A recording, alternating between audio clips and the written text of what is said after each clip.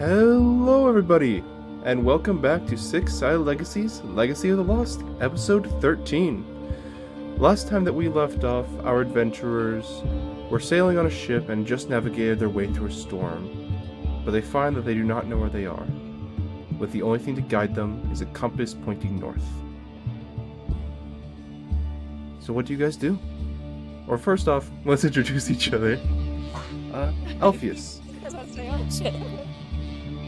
Howdy, I'm Alpheus. I'm the Dwarven Artificer of the group. Endre. Hello, I am Andre, the Tiefling Sorcerer. Aquin. Hello, I am playing Aquin, the Dragonborn Druid. Rook. Howdy, I'm Rook, the Leonin Paladin. And Kassira. Hello, I'm Kassira, and I'm the Tiefling Fighter. So, you all have just finished a rather difficult journey through some storms. Tried catching some fish, caught a couple, and now you guys are in sight of an island. What do you guys do?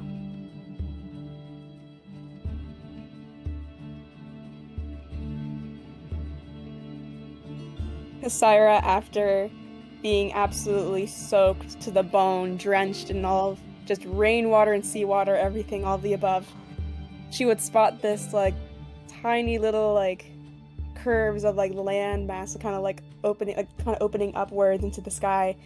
She'll at first kind of blink in disbelief, thinking maybe it's just some salt in her eyes, and then she'll realize it's still there, and she'll look around to the party. Is everyone else seeing that?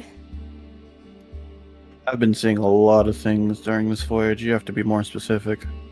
That, and she'll point, I'm assuming north is where the island is. Yes, it is north. Huh. That could be another hallucination. I don't think that would be all hallucinating. No, I don't think so either. So I guess we'll prepare to dock then, because we definitely need some food. And water. How Yo, does that hunting go? trip. How does that one saying go, Aquin? Land something. Land whore? Land hoe? Hey, yo. Well, look at me, I don't know what the fuck the saying is. What you call me? I didn't call you shit. Aquin's I'm just saying the land covering hoe. their I don't know eyes. what you call it. You do say Lanto. Oh. So does that just mean land is ahead or something, or are we just straight yeah. up? Ithaca's waiting. Sorry. Anybody got a bag to open up right now? Do tell me about this more land hoe thing. Kassira will shout over from just manning the helm. There's really nothing more to it, but we should really prepare to dock now. Or I guess. Okay. What do we do Here. then? If we just look Well, around. Aquin kind of judges the distance to the island and potentially how shallow it is. Does this boat have a rowboat to drop? from the side? No, it does not. Oh man. All right. The island is about 10 miles away, give or take.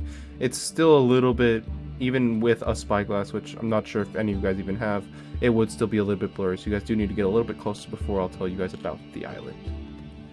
I used the scope on my gun to give a closer look. As you look through the scope on your gun, you see a blurry landmass far off in the distance. Damn.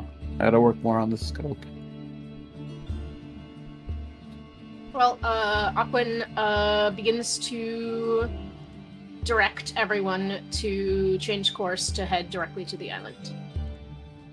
Okay. Kassira, be sure to steer, and I'll take care of the sails.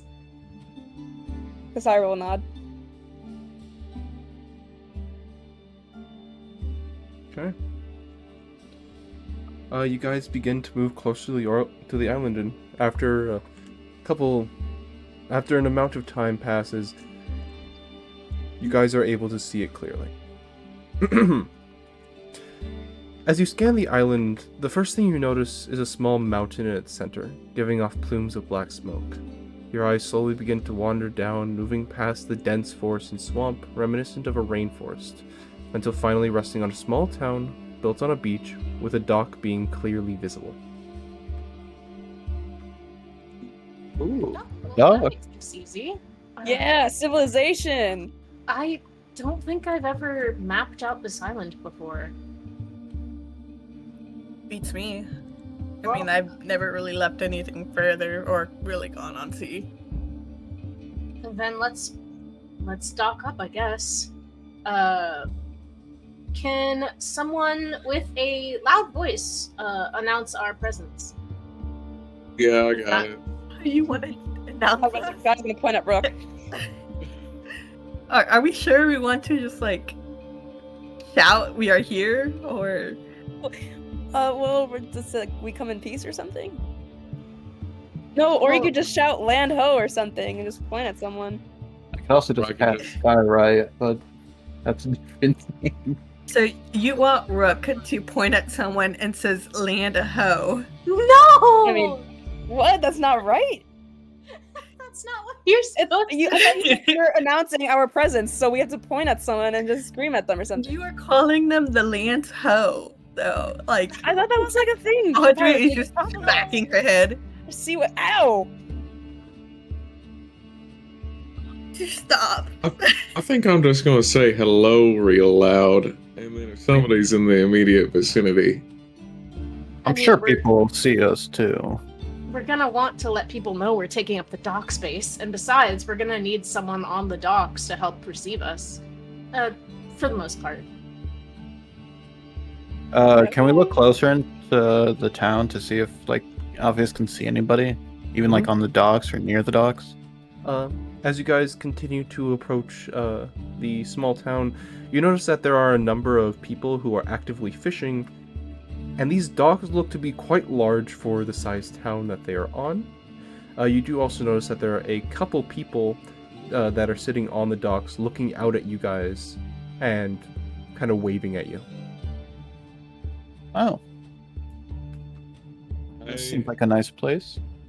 will walk over to the edge of the ship, start, waving in a friendly manner, and I will use my daunting roar feature, Oh my god. and just scream very loudly, hello!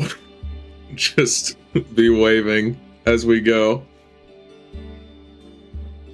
You see on the dock, you see a person kind of cup their hands to their mouth, and you just don't hear anything.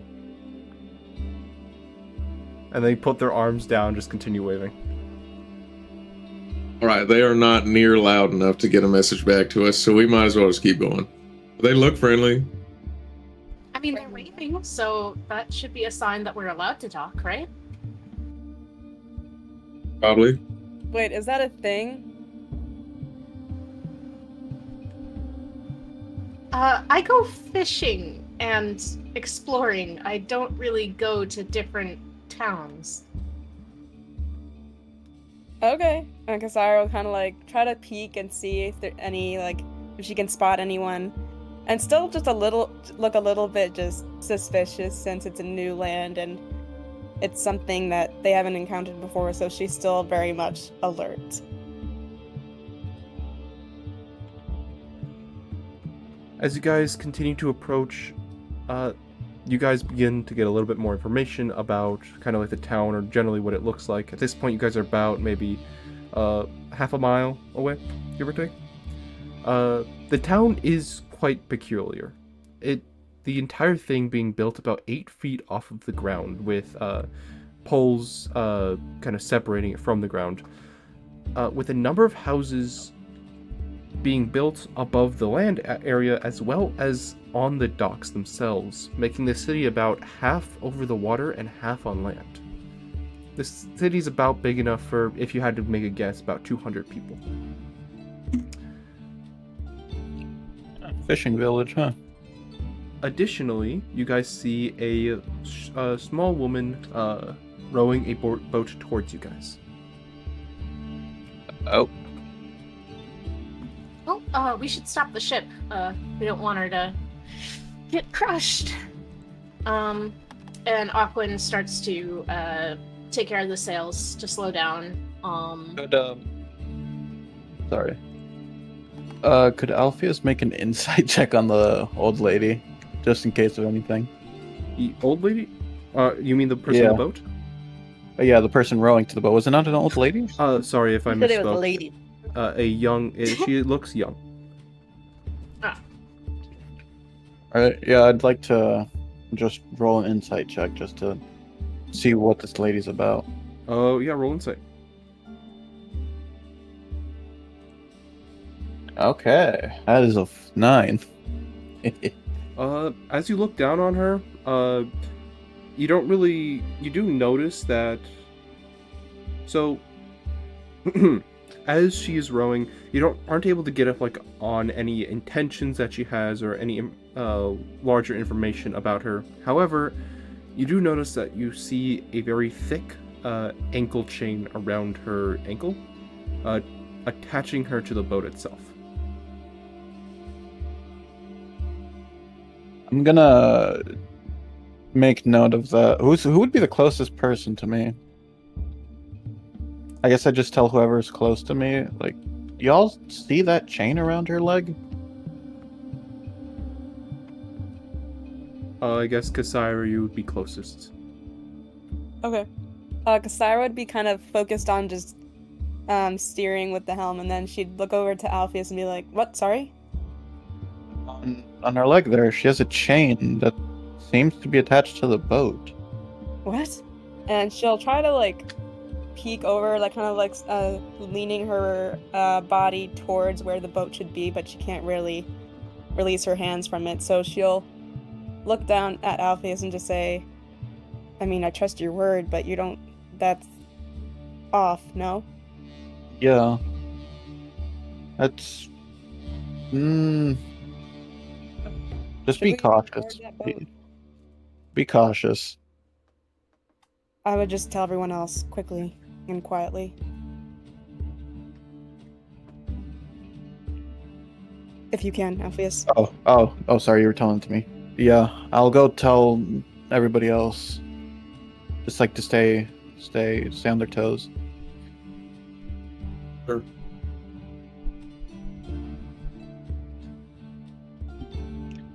At I'm this assuming point- we've stopped the boat. Sorry.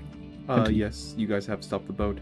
At this point, she does approach the side of the boat and starts to yell up, is there anyone I can talk to about, docking here? Is she asking us? I would imagine Presumably, so. Yes. Aquin hops away from the sails and everything that she was up to and says, "Yes, we're preparing to dock. Is there anything particular we need to do?" You see as she points towards the middlemost dock, which is by far the largest. If you could dock there, please. We're sorry that this happened to you. It's rather unfortunate. Please let us help you. You see as she kind of reaches down and scratches near the chain around her ankle. It's a time of celebration. If you'd like to join us, we can take care of your ship. Just bring it out there and we'll help. Great, thank you. Andre Aquin turns to the rest Is of going to nudge Aquin to ask about the chain. the- Are you okay? You seem to be chained to the boat. Yes, this is fine. You see as a smile appears across her face. I should probably describe her as well. She looks to be about 20, maybe a little bit older, with black hair, dark circles under her eyes and a general pretty like down expression. However, when you guys mention the angle change, she does give a smile which very clearly is not genuine.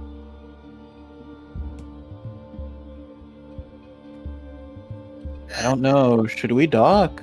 This is feeling very off. And did I hear an "I'm sorry you're here" from her? This, Or is that I'm just sorry this happened to you. That's what I Yeah. heard. What does she mean by that? Like, I mean, Well, I think we should proceed with caution or extreme With- caution.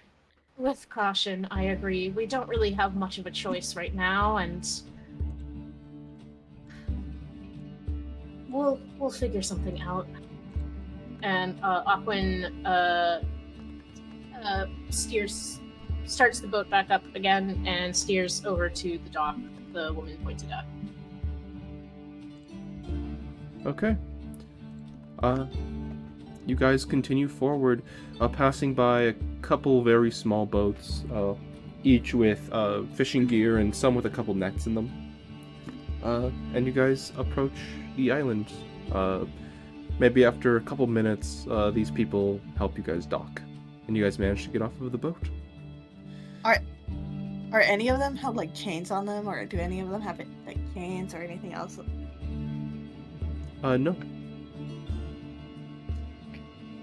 Where did the lady with the black hair go? She seems to have vanished to some other area around the docks. All right.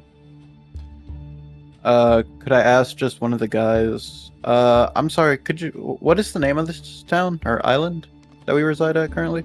You see as he looks to you and says, this town's Harlow. We don't get many visitors, so just be wary of that while you're around here.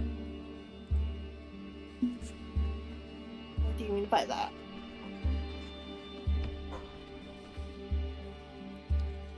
Sorry, what did you say? What do you mean by that? Like, be wary.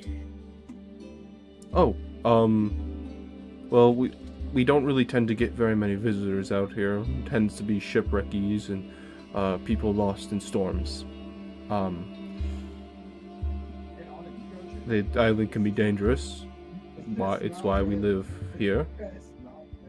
So yeah, just be wary. Don't go wandering off in the middle of nowhere. I also heard there was a celebration. What's all that about?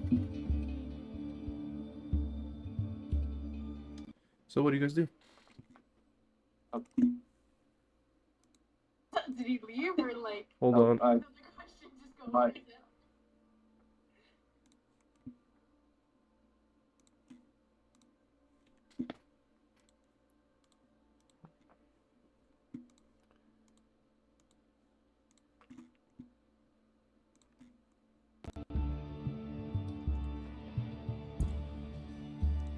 Did Sorry it- about oh. that. I'm Sorry about that. watching. My headphones my- disconnected for whatever reason. Oh, that's weird. I thought just stopped hearing everything this. crashed. That was funny. That was really funny. But anyways, what did you guys hear last? Alpheus had a question. Yeah, after he was talking about like, oh, just be careful not to wander anywhere. I asked. I heard there was a celebration happening. What's up with that?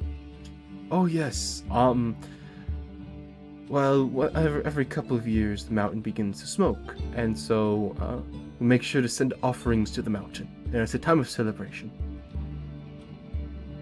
Like a volcano? Presumably.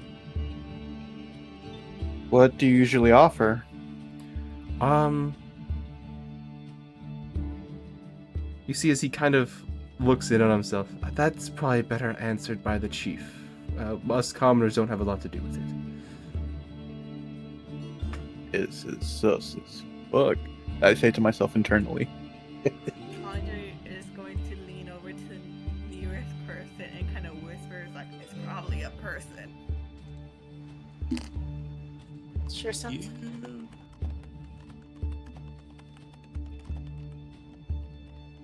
Would you happen to know of an inn or somewhere we can stay for the night? Is there an inn Um, in this village anywhere? Of course. All that will be handled momentarily, and he looks down the dock, and you see a very old woman and what looks to be a very tall man following her down the docks. The man is quite young. That's my fucking gun. Oh.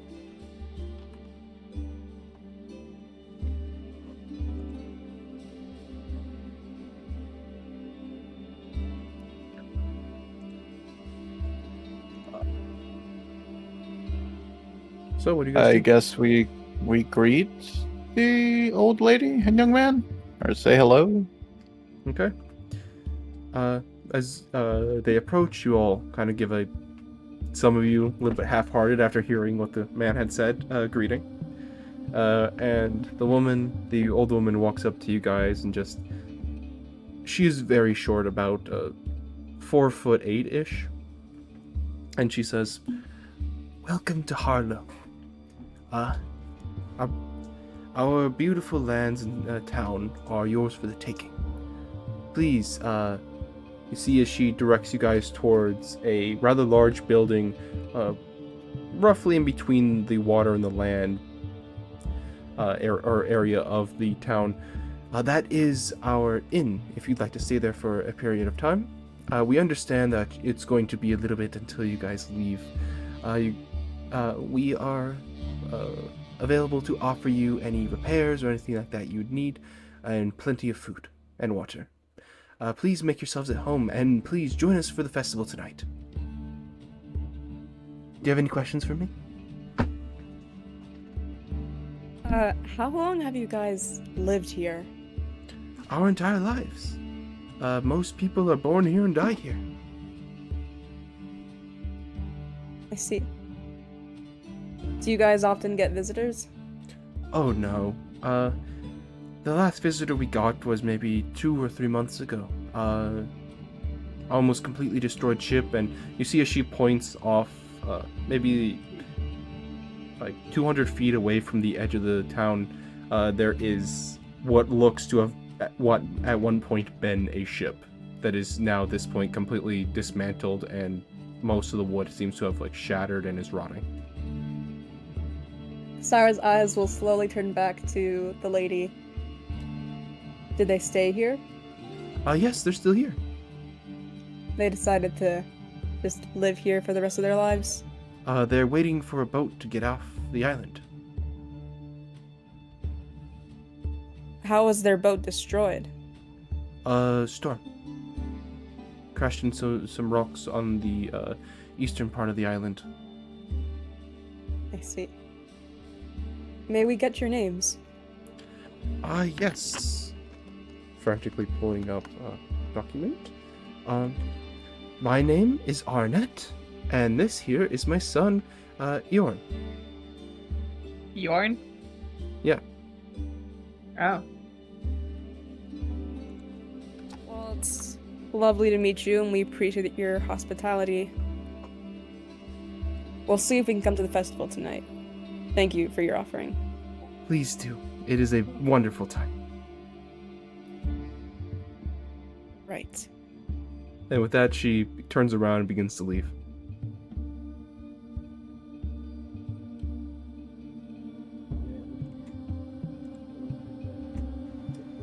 Aquin waves goodbye, and then begins to head, I guess, toward the inn, perhaps. Okay. Yeah, you guys continue. Do all of you guys go? Guys, realistically, Rook will just kind of take everybody over to the side, and just realistically, guys, I'm kind of getting the heebie-jeebies, especially considering that these guys just said that somebody's boat was destroyed and all that. I think I might stick back and stay with the ship for now. Did they say who got landed or who? They never named them.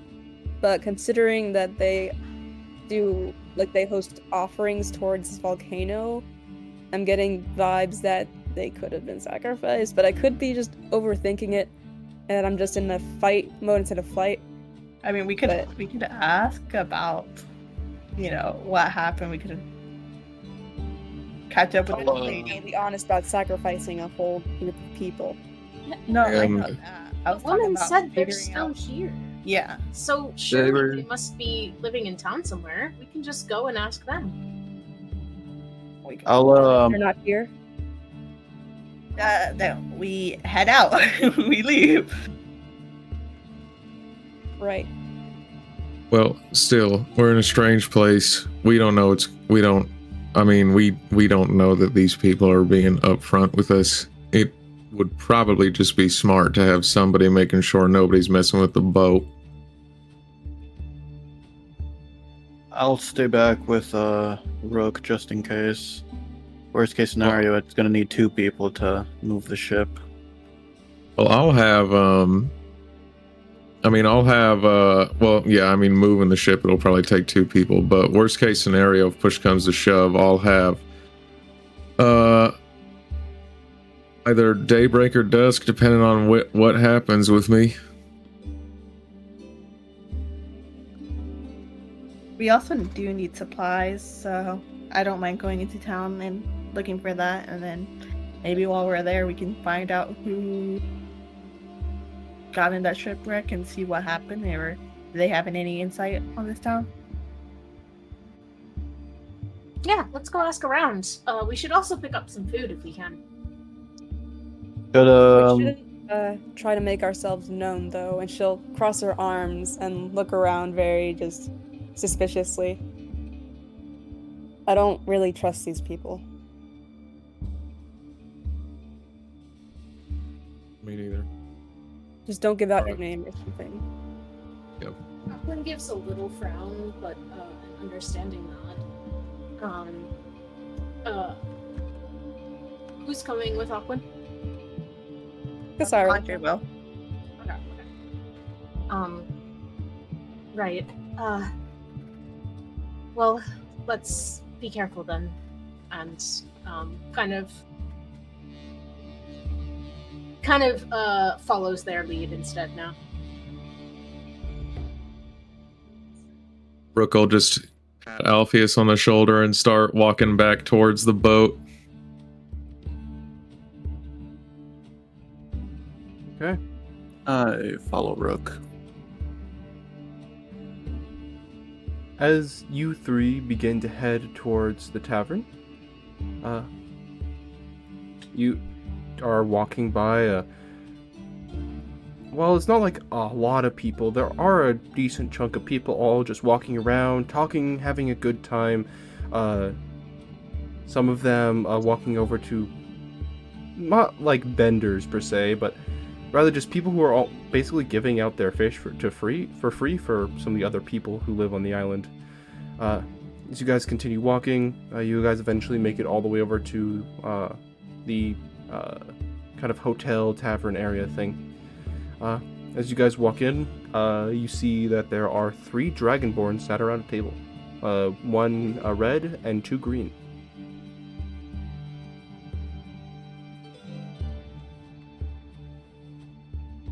Remind me, DM, aren't dragonborns a bit rare within this world? Yes. Kasara's brows will raise, and then she'll kind of just quietly survey them and then look over to Aquin. What? She'll elbow them and kind of jerk her head towards the 3.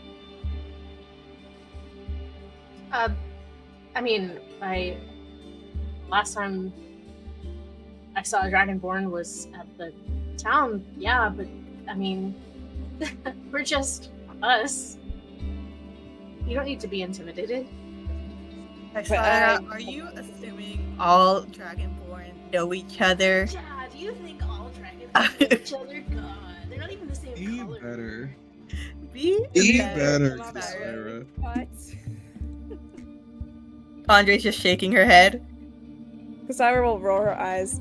All right. The microaggression.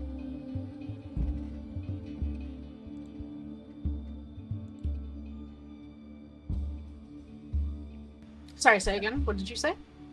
Kasara said, "All right, who's going to ask these damn questions?" I mean, I don't mind asking like the barkeeper, and I feel like barkeepers typically know everything that's going around. So There I is can no figure out bar or who- barkeeper here. what the fuck? Just be the It's giving. Dragonborn. It's just Dragonborn. Okay. It's the only people in the room. What kind of inn is this where there's no barkeep? They don't get visitors very often. Remember that. Yeah. Stop being judgmental, Andre. And you were the one being racist. Oh, I was racist. Yeah. Nobody's being Okay, racist. buddy. Stop, Sit stop, down. stop, You're about to stop. get schooled, bro. Aquin walks over. Hey, we were hoping to get a spot in this, what's it called? Inn. Do you people, run this place? You mean? No, we were given some rooms here by the people. Did you guys just come in? We did. Are you the explorers who lost their ship? Yes, we're the survivors. And you see, as you look down at the table, they are looking at a map of the southern, or of the southwestern border of the Sunken World. Basically, the route in which goes from Everstone to, what's it called? Mob? Too much stuff. For real. Hold on. To Fort Kazar. Or Port Kazar, sorry. Oh, Auckland kind of perks up upon seeing a map. I'm guessing you were along the same route that we were too when we got hit by the storm. We weren't hit, or we were hit by the storm, but we aren't sure how we got to the storm. Us either. We sort of ended up stranded here. Which direction were you going? We were, about a while back, we were on our way from, Everstone to Port, Kazar to do some trading. Aquin looks a little interested and perplexed and starts looking along the map to figure out where they could have been. How rude of me. My name is Aquin. We just arrived here because of a storm, obviously. Who are you three? We are... You see as he points towards one of the Green Dragonborn. That's, Lilac. This is Rose. And my name is, where is it? Barlow. Say that again? My name is Barlow. I'm sorry. Like, DM, sorry. I cannot hear that. Can you type it out? Yes. Is it Barlow? Yes. Okay. Barlow. Barlow? Barlow. Oh, Barlow. Oh, interesting. Okay. Nice to meet you. It's nice to meet you too. You've been here for a couple of months? At least Yes. that's what the others said. How has life been? It's been good. They're weird people here. They don't have any form of currency. They just kind of give each other what they need. Everyone knows everyone. That's sweet.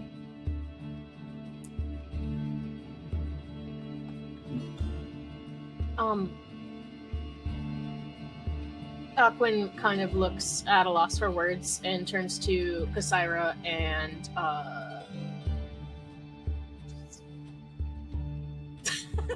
Andre? Andre. thank you. Andre? I almost said Wow. Carmen. I'm sorry. Oh my god. Cassandra and says, these two were adventuring with me as well. And then kind of nudges them to introduce themselves. Sarah would have had like one arm tucked and like the other free hand like gently pinching the bridge of her nose upon Aquin introducing themselves, as she specifically asked them to not introduce themselves. By name. And she'll just slowly release the pinch and kind of just rub her temple. Hey. Andre just kind of gives them a wave, before like looking at them kind of curiously. Back at the dock when we had initially ended, there was a lady who was basically tied down to a boat. She was chained to her boat when she greeted us. Do you know anything about that?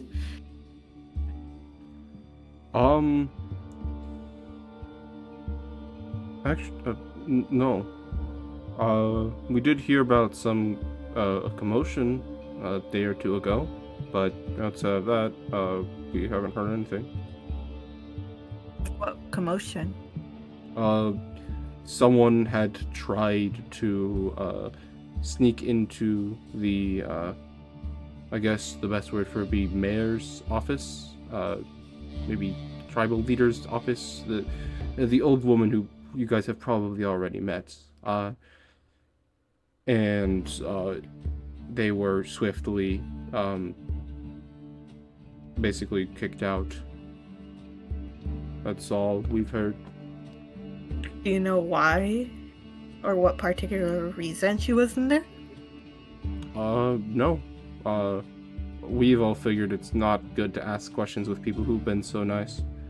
Yeah, we've basically been waiting for another group with a boat to come along to try to make it off of here. It's just we're having trouble trying to figure out a route out.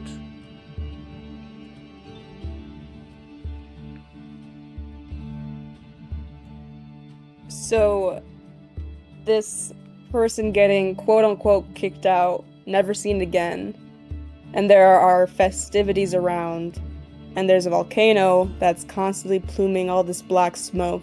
Isn't that a little suspicious to either of you guys? And she'll gesture to the three Dragonborns.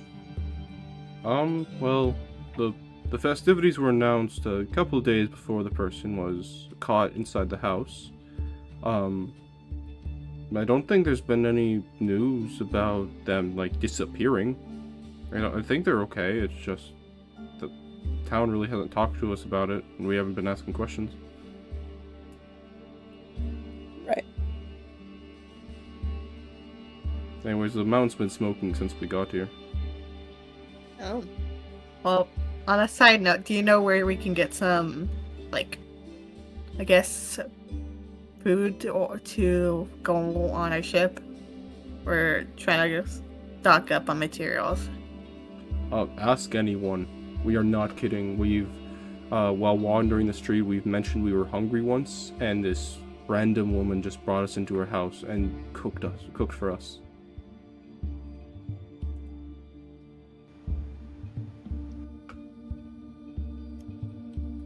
Totally random question. So you guys been stranded here for a while, and they give you food. Did the food taste funny to you at all? No? Okay. Listen, guys, you guys are seeming very, like, suspicious. We've been here for a couple months. We've seen quite literally zero hostility. It is weird, but we've kind of grown to accept it. They seem to just be a genuinely good people that's been separated from most of the world for a long time now. And, I mean, they can't even get off the island if they wanted to.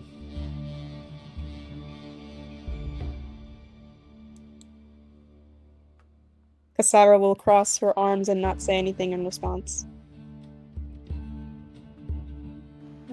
Sorry for bombarding you with so many questions. We really appreciate your help. And we'll hope to see you around at maybe even the festivities. Yes, we are actually quite excited about that. It's our first one that we'll be attending.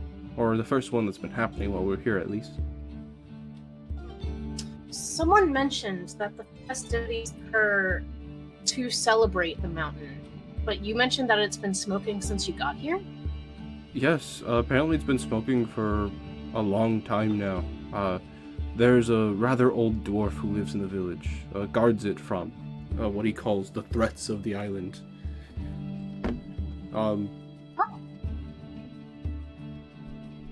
Yeah, he said that ever since he was a baby, when he was born here, the island's been smoking.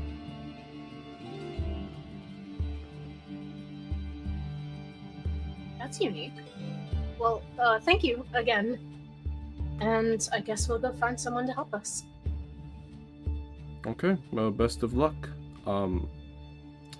By the way, when you guys are leaving, if you wouldn't mind,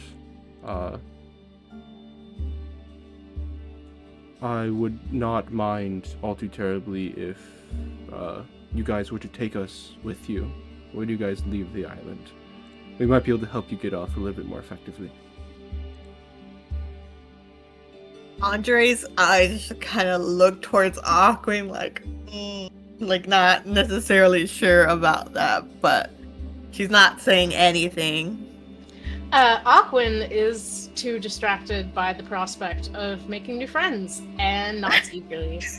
So Andre smacks her head, but like towards Kasira, like as like Kasira could see what she's doing. And just shaking her head as she turns. Kasira, arms still crossed, her ears would kind of draw back in kind of like disapproval, but she won't protest at all. She just kind of just has a stern look on her face, kind of scanning each one up and down, and then looking back to Aquin and acknowledging Andre's frustration, but keeping quiet.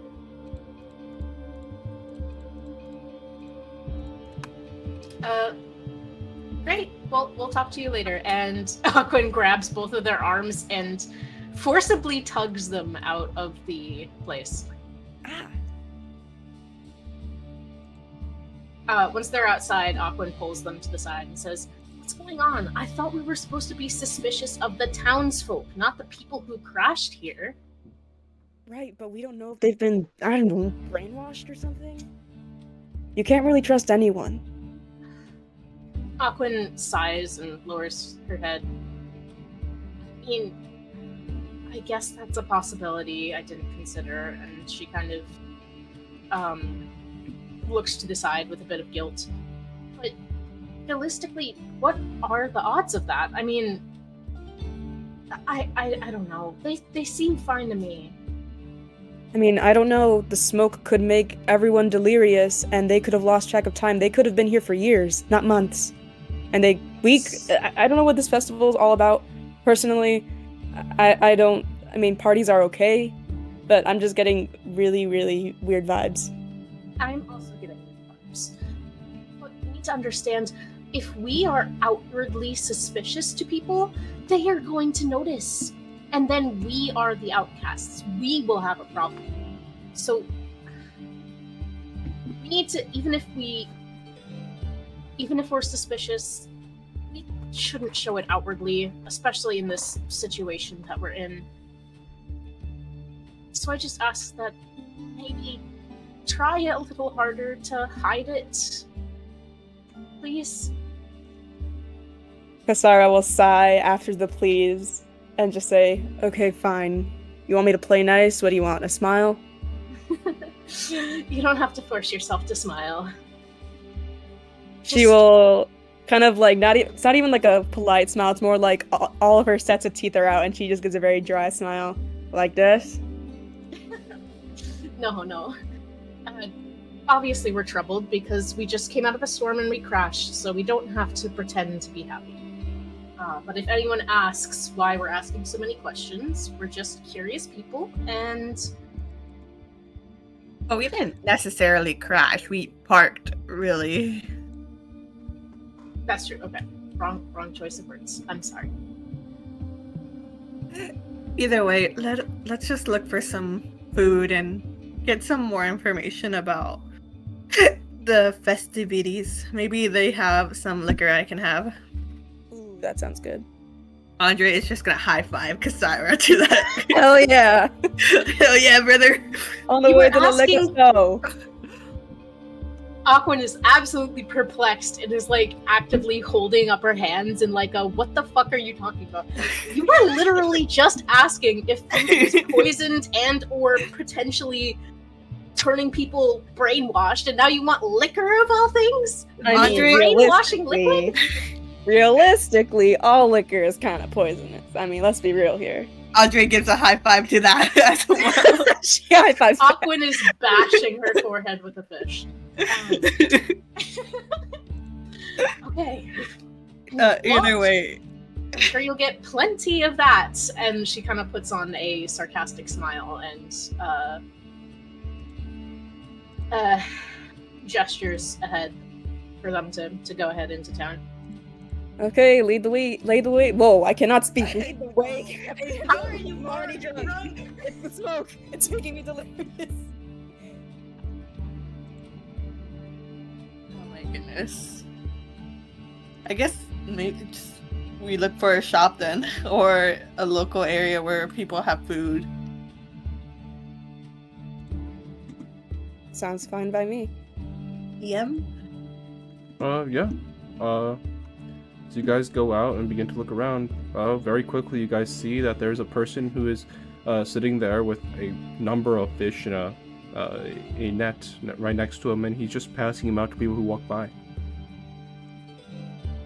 Andre will walk up to him and just kind of ask, do you know where we can get food that would last a long time rather than just plain fish? Maybe, I don't know, can like fish be like jerkied or something Well, along that line? yeah, we can cure basically anything. We would just need the right materials. Well, that's You why I'm see as he asking kind if of he knows any go, like like- jerky fish. He leans to his other side and just pulls out a large just amount of just dried fish. Okay, how much for that? You see as he kind of just pushes it over. How much does he hand us? Enough for like I'd say like 15 or 20 individual like full fish, all or like an amount of fish that's like 15 or 20 full fish dried. Oh, Andre takes it and then instantly gives it to Kasira as it's heavy. Oh, okay. Thank you. And she kind of says, The guy just kind of bows his head and then just looks to another person and just hands them a fish. "Can I like inspect the fish to see if something's off?" Sure. It looks like dried fish. If you would like to roll investigation, go for it. Yeah. Sarah. Look to Aquin and Andre, so we don't pay for this. I guess not. I mean, we can pay them back somehow, like maybe getting more. I don't know, but they seem nice, and that's the way the town works. So It's an 11. It looks to be dried, like, tuna. Or at least part of it is Oh. dried tuna. There's also some other fish in there as well, but, yeah, part of it is dried tuna, and it would probably be really pretty expensive in Everstone. But anyways... Andre just well, kind of looks really happy. While you guys are doing that, we're gonna move over to our two other friends, Rook and Alpheus. You guys are sitting there at the ship, just watching people kind of pass by. A lot of them giving you guys looks for, mainly you, Rook, to be totally honest. Yeah, that makes sense. Yeah, I mean, there's a number of inhabitants. You guys see mostly humans, but you also do see a couple of dwarves. You see maybe one elf walking by. And then Alpheus. It's him. The Rook. How? I want to be shouting for a bit. Why? That was outside of character. Oh. As I see him, Alpheus, at the top of his lungs, goes, "Oh, this is gonna be terrible." Whoa, whoa, whoa! What the fuck is he doing here? And I'm pointing straight at him. A Who? cat person looks to you, Alpheus. Don Fluffles, you sick son of a bitch. How are you still alive? I saw you fall off that cliff. Nobody could have survived that fall. Meow. You sly bastard. I would have never thought of that. You know, I still have that dagger you put in me. I've been meaning to give it back. Hiss.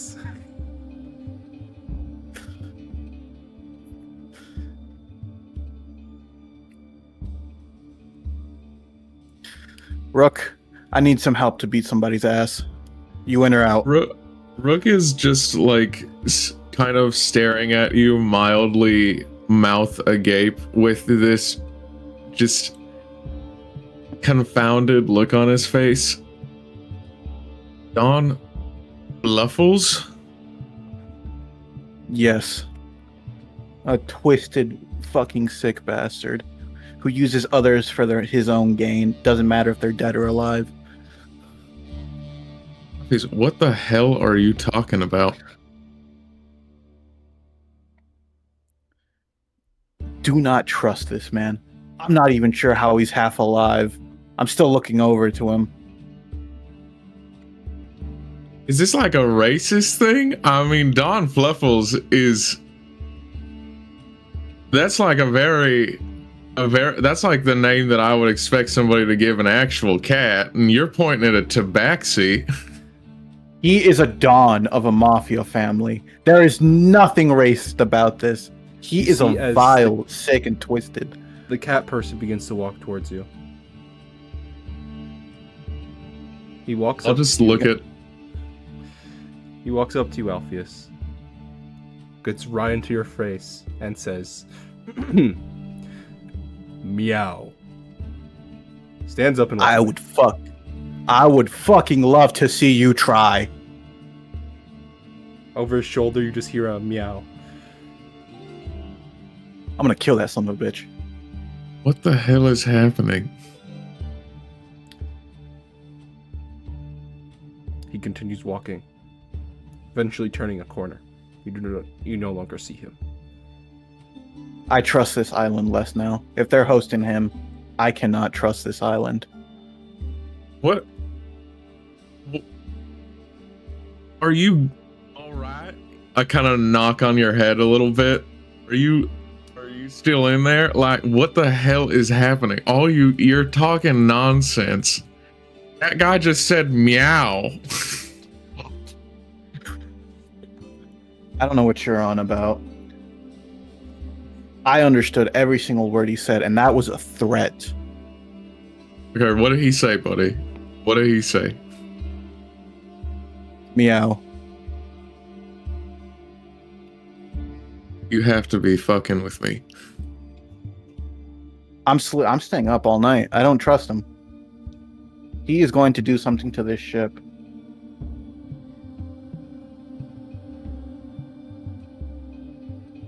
Rook just continues to stand there, completely dumbfounded, truly convinced that Alpheus is just making some sort of racist marks against him at this point.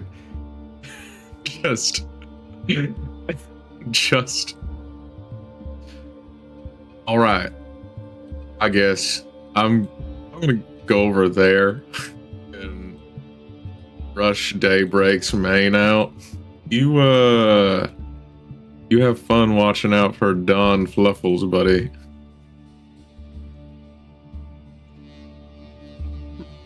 I'm half tempted Alpheus. to follow him. As Rook Oh, begins yes. to walk away, you see etched into the piece of clothing that Rook has on. Not etched, but drawn on with mud and sand. Meow. Ow. All right, it's personal. Rook, clean the crap off your back. I'll be right back. Crap off my back? You'll see it. And Alpheus is running to see if I can go find him. I look for this. There's just written on your back for some reason, just in mud, just meow. It makes no fucking sense. Rook just like fully sits down. He just sits down, has literally no idea what's happening anymore, and just sort of sits there for a minute, and just turns to Daybreak. Daybreak, did you understand anything that just happened? Did he say meow? I also heard meow. You heard meow? That's what's written there. I think, I mean, I'm not great with words, but like, that's meow. A dude just said meow and then pissed him off. Okay, so either both of us are going crazy, or neither of us are going crazy. Alright, awesome. Let's just make sure that nobody messes with the ship, I guess. Alpheus And then at this Rook will point- kind of begin stressfully brushing Daybreak's mane. Alpheus, at this point, you come back with black eye, fur in weird places on your body, like stuck in the chinks of your armor. You have like a bruised knuckle, but you come back. As soon as I'm going up to Rook, as soon as he sees me, I spit out a tooth. Fucking showed him. What the fuck is happening? I returned the dagger. That's all I'm saying. Did you just go and beat up the guy that said meow? I returned the dagger. I'm happy for you, man. That's really awesome. I need to go inside and take a nap. All right. Or heal. You do that, buddy. I'm gonna stay out here and watch the boat. I'm going inside and I'm patching myself up. Okay. As you go inside, Rook turns to Daybreak, and he's just like, I sure hope the girls are doing good. I'm sure that they haven't done anything silly, and that they're not considering, I don't know, trusting any random stranger that they ran into. So back to Fucking awkward. back to you three. What are you guys doing? Damn. Okay. Andre I see is looking for alcohol. Yeah, alcohol liquor store. And also slash where the festival is heading, like being partaken at, because he is assuming that, you know, if there's a festival, there's gonna be alcohol. So finding someone who sells alcohol is, My math is right. yeah. If my math is mathing and 1 plus 2 is 4, then 5 and 6 is coming next. Yeah, as you guys look around, you guys notice that there are a couple decorations being put up in like roughly where like the central square is, if you could really even call it that. It's just a wider area of the street than what most other places are, but you see a lot of people are in there hanging up decorations, putting out like a couple of tables with some bowls on it with a number of different snacks. You see there's mostly different like plant foods, so like broccoli, some carrots, an assortment of those types of things. You also see that, or you do smell, some fish being cooked in some of the nearby homes.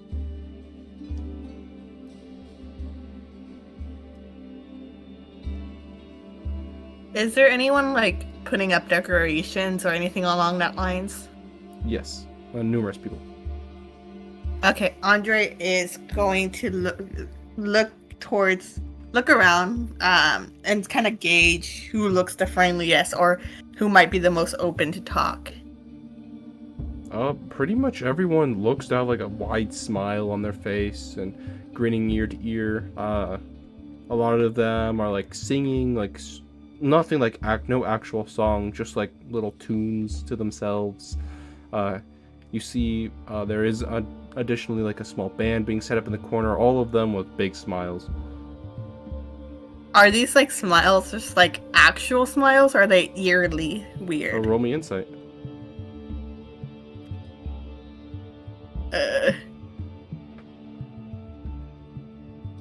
Damn, the person with guidance would have been very helpful right now. You said insight? Yes. Alright, that is a 10. They seem to be genuine. Alright, then Andre is gonna walk up to like the nearest person in general. Okay. You walk up to 'em. Excuse me? I don't know if it's a sir or ma'am or they or them. It looks to be like a 5'10" guy. Yes. Excuse me, sir? Yes. I see there's a festival coming out. Do you mind giving me some information about that? What's that about? You must be one of the new shipwreckies. Yes, of course. Yes, every year we hold this festival. Everyone's always invited. Lots of food to go around. Make sure everyone has had their fill. And then we send offerings up to the mountain. And how long has this festival been going around? As long as pretty much everyone can remember. No one's sure why it started or anything, but we all make sure to keep it up. And what's the purpose of it? What are you celebrating? Anything significant, or just the mountain itself? Or I'm just curious. I love learning more about culture and different aspects. She's gonna say very honestly, interested in the history. Of course. Yeah. So, from what we gather, there is a kind of old prophecy, and this is our best guess of why we do all of this. It's to make sure that the mountain doesn't erupt. Because a long time ago, the village was burned to the ground, or at least that's what it was said. But then the village began to give offerings every year, and in exchange, the mountain would never blow again. Oh, that's astounding. What type of offerings? I mean, you have an abundance of fish, so I assume you're offering fish, correct? Yes, we offer fish, we offer gold, we offer whatever we feel is valuable. While us ourselves do not value gold very much, and so we've already given pretty much all of it away. We've given, we love to give shells and oysters and crab, so many different types of food. We really do like to please the mountain. It gives us, it doesn't kill us. In exchange, we give it food. That's amazing. And what is this year's offering you guys decided to give? Just kind of the normal. You see as he points towards the edge of the dock, and you see that there's, like those human-powered carts that people ride around in on occasion? You, get other people in the back. Like those human carts where, there's a human driver. Not like a horse or anything, just human. You see kind of one of those carts, but instead of, seats, there's, numerous boxes that are on it. Each of them containing large quantities of, fish and other sorts of things. All of it raw. You see, tunas in there. You see crabs and a load of other foods. This is, if you had to guess, 4 or 5, 5 by 5 by 5 foot crates. Oh wow, that's definitely a lot of offerings. Of course, we gotta make, we please the mountain, and it gives us life. Does the mountain have a name? I know, things in no, it does general, not. but... So it's just the mountain. He like puts air like quotes, but like as in like stating. Yes, I mean, it's not living or anything.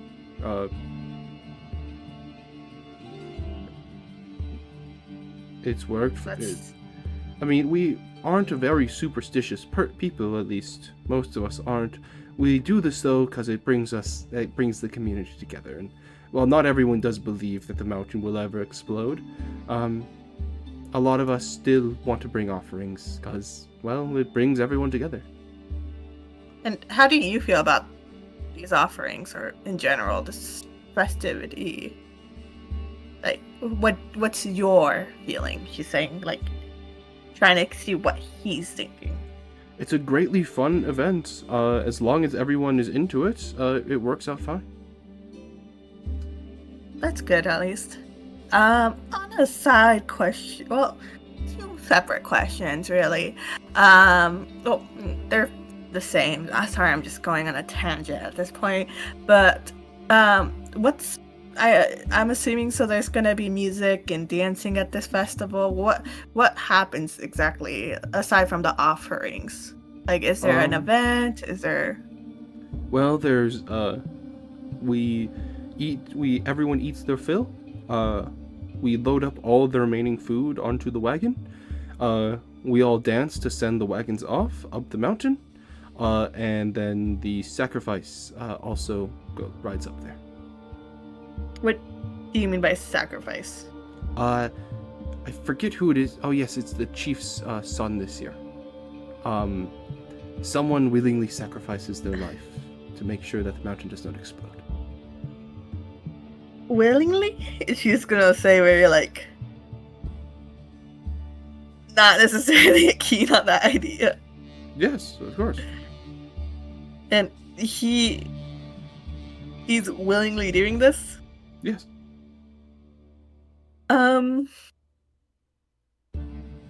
Alrighty then. I guess if that's what he wants to do. I mean, it's not everybody's cup of tea, but by chance, do you know where we can get some alcohol?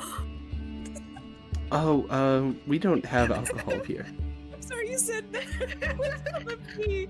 Anyway, you got alcohol. Well, she's trying to drink her sorrows away. She's trying to forget this shit happened.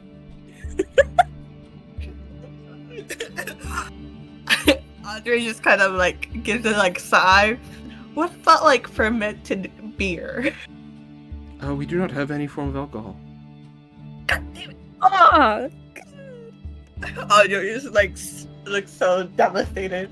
Aqua Good looks fire. very smug right now. they're both devastated.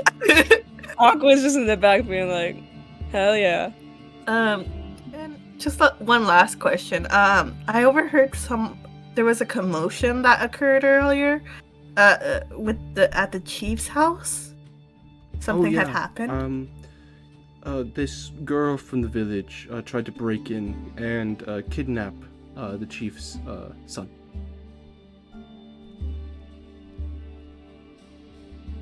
Oh, do you know why? She was going on about this no one has to die stuff. Uh-huh.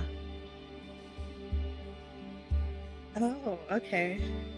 Well, thank you very much. I appreciate it. And Andre gives like a slight bow before turning and kind of giving a look to Aqua and Kasara, like, oh, yeesh, look.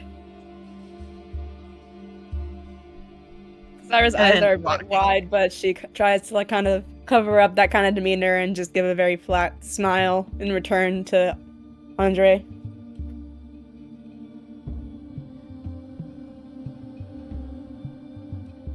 So what do you gonna say? Andre is gonna like bring over, I guess, Aquin and Kasira and kind of like a little group huddle. Say, so you guys heard that, right? They do sacrifice someone. Yeah, that's And- fucking crazy. I am concerned, to say the least. I mean, I don't want to make any assumption, but I'm kind of curious about what the chief's son have to say about this, whether or not it's actually a volunteering. Also, they're So- just smiling. No one smiles that much. Like Yeah, all of them are. They're really I mean, weird. I'm sure they're glad that they won't get destroyed by a volcano because they're following the rules that they made, I guess. Yeah, but the rules are fucking weird. Everybody has different cultures. It's just this one is A sacrifice! insane. I mean, maybe we could go talk to the girl, see Yeah, what I she hope has so. to say, and then maybe ask the son if it's actually volunteer. I don't know. I have a weird feeling about this. It is definitely strange, but if we meddle too much, I mean, we would probably end up the same as that girl. But here's the thing, Aquin. When haven't we meddled stuff? That's true. Hey, in case like they try to chase us out, should I probably just go drop off this fish? Yeah, we box should definitely have. first. Yes. Yes. In Free the food is free meantime, food. while this was all happening, Rook, you being the only one outside, you notice a boat slowly drifting towards your guys' location. Or your location, I should say.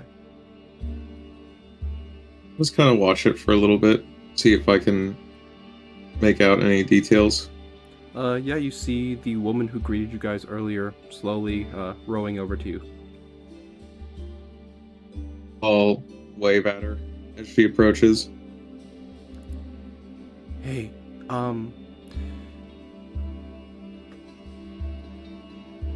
don't... Could you help me? I guess that just depends. What do you need help with? This island is not what you think it is. They sacrifice people to the volcano. Rook puts a hand on her shoulder and he says, I mean, no offense. That is exactly what I thought it was. But listen, okay? No one can escape the island, but it's not because the villagers want no one to leave. No one can escape because they're sacrificing the people to a monster that they don't know is there. I need help killing it. His eyes kind of widen for a moment, and he looks at her a little bit skeptically, but definitely interested, and says,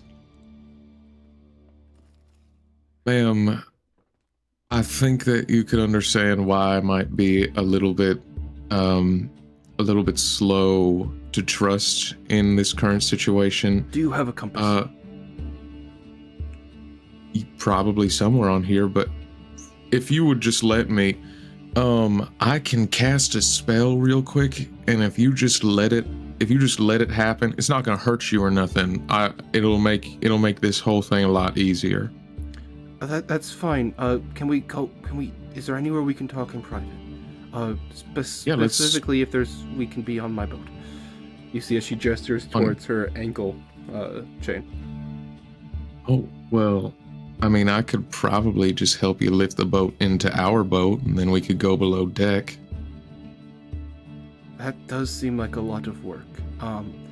Could you just hop into my boat? We can go behind yours. If not, we can. If Listen. people see me with you. That's fine. We can just go behind the boat real quick. You see as she kind of moves to the side and kind of lets you hop in.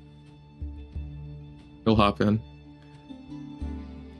You see that in the boat there is a kind of metal piece that has been built into the ship itself with a place where you can put a another end of like a pair of handcuff type things, but these are much thicker and much sturdier built.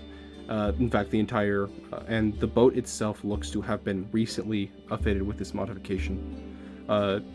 She kind of rose softly to the other side of the boat and says, "Okay, what's this spell? Just hurry." Yeah, just let it happen. I'm gonna cast Zone of Truth on us.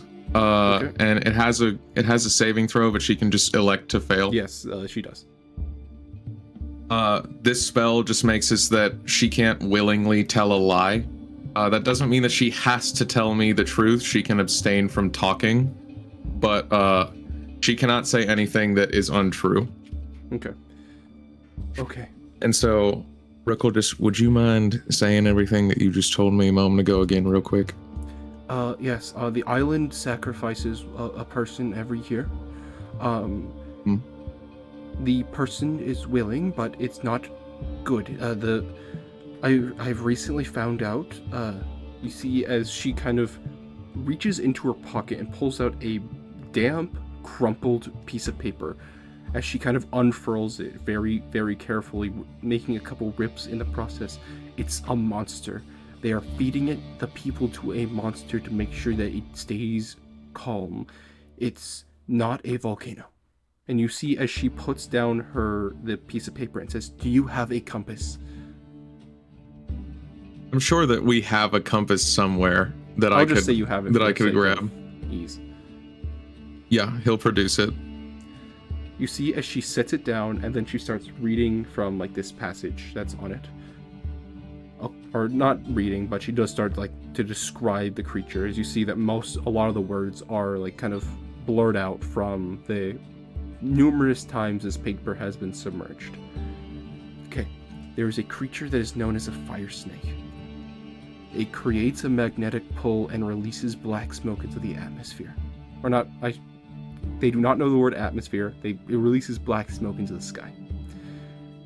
You see as the compass points directly towards the center of the island. Just kind of nods along as she's talking. I can't go up there myself. You see as she kind of gestures to the ankle again. Listen, I need you to help me, because no one in the village will believe me.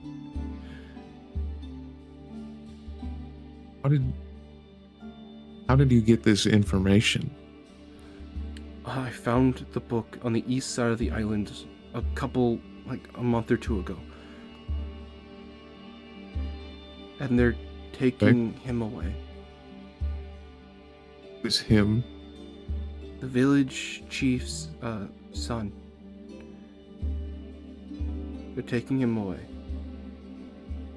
So he is this year's willing sacrifice, I assume. Yes. Everyone in this village would love to be the sacrifice, but the guru chooses who is sacrificed, and this year she chose him.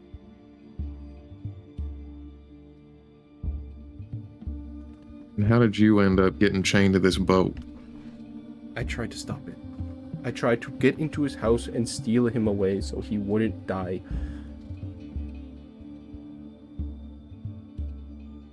He puts a hand on her shoulder again, and he just gives her a soft smile, and he says, "That was mighty brave." I'm sorry to see that it didn't quite pan out. But all in all, meddling is about what we're best at, me and my pals. So once they get back from kind of investigating around this place, I have no doubt that I will be able to convince them to help me go take a look at this fire snake thing. Thank you. You see as she kind of is thinking to herself, one more thing. Don't trust the guru. She's the oldest of us all. We do not know how old she is. But she knows more than I think she should or be able to.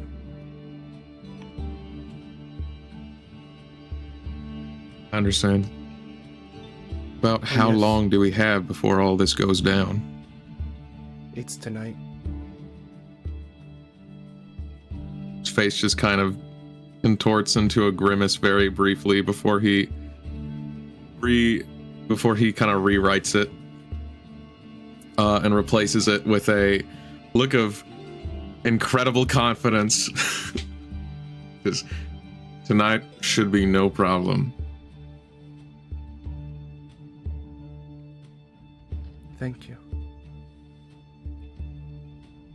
You're welcome. And listen, when all this is over, I don't exactly enjoy seeing people just trying to do a decent thing chained to a boat. If you need an out, we can probably provide that for you. The thing is, they don't know any better. For all they know, I'm just a crazy person. But I know because I found the book, but they don't believe that I found the book.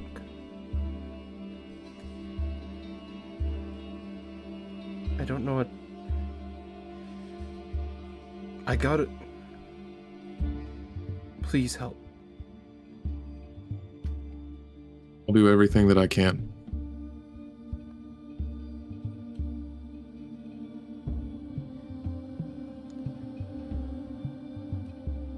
Okay. And at this point, we go back to you three. What are you guys doing? I'm assuming we're all just walking back to the ship now to drop off the food. Yeah. We are, in fact, doing so.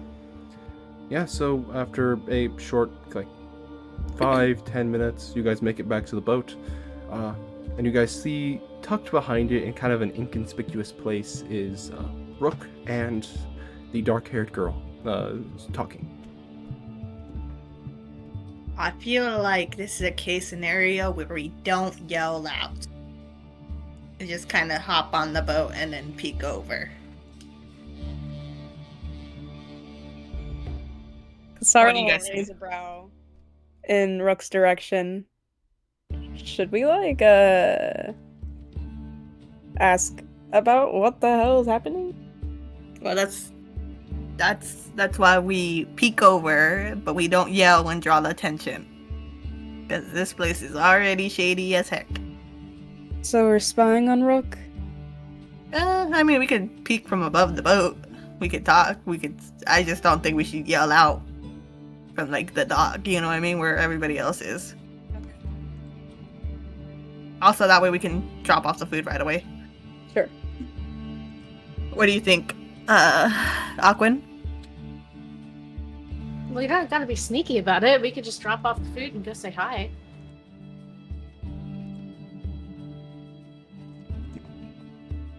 Well, I'm not saying be sneaky. I just want, it. Just to not draw eyes is what she means. Yeah, exactly. Yeah, let's go in the boat first, and then make our way towards the back then. Okay. Where's Alpheus in this? Inside the boat. Okay.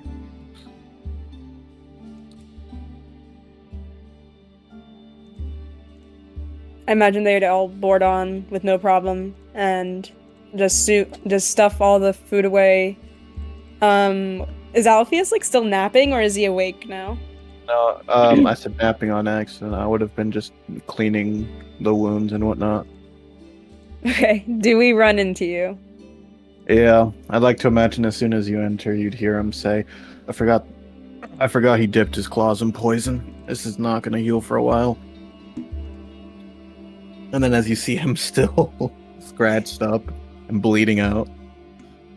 What the hell happened to you? Andre is gonna look down at Garb, did you do this? Just kind of You're joking. stereotyping. she's letting a joke because he's scratched up. Ran into an old party member, per se. Party member. There was someone before us? Oh, the drama. What happened? That's a story for another time. We Okay. had a few exchanges. I finally returned something to him, And yeah, now we're here. Kasara will examine his wounds. Did you win? Just barely. I'm a bit embarrassed about it. Okay, well, you're alive, so I guess that's a win. Congrats on settling beef, I guess. Oh, we don't have beef. We have tuna. Oh. And And a fish. lot of it. Kasara will sigh heavily. Also, Alpheus, they're sacrificing people on this island, by the way. Just thought that should be mentioned. Soccer, whoever could Yeah. have 14. But Made sense. on a side note, I'm gonna see what Rook is up to. You wanna tag along? Because he's behind the boat with some random girl. Oh. Well, I think maybe you should Don't just give get him any some ideas. privacy. I think he deserves his own privacy. We can just say if we're interrupting, and if we are, we just leave. That's it. Nip it in the butt. That's it. Getting jealous? So quietly. We're only doing this quietly only because we don't want to draw any attention to ourselves. This boat is already as big as it is.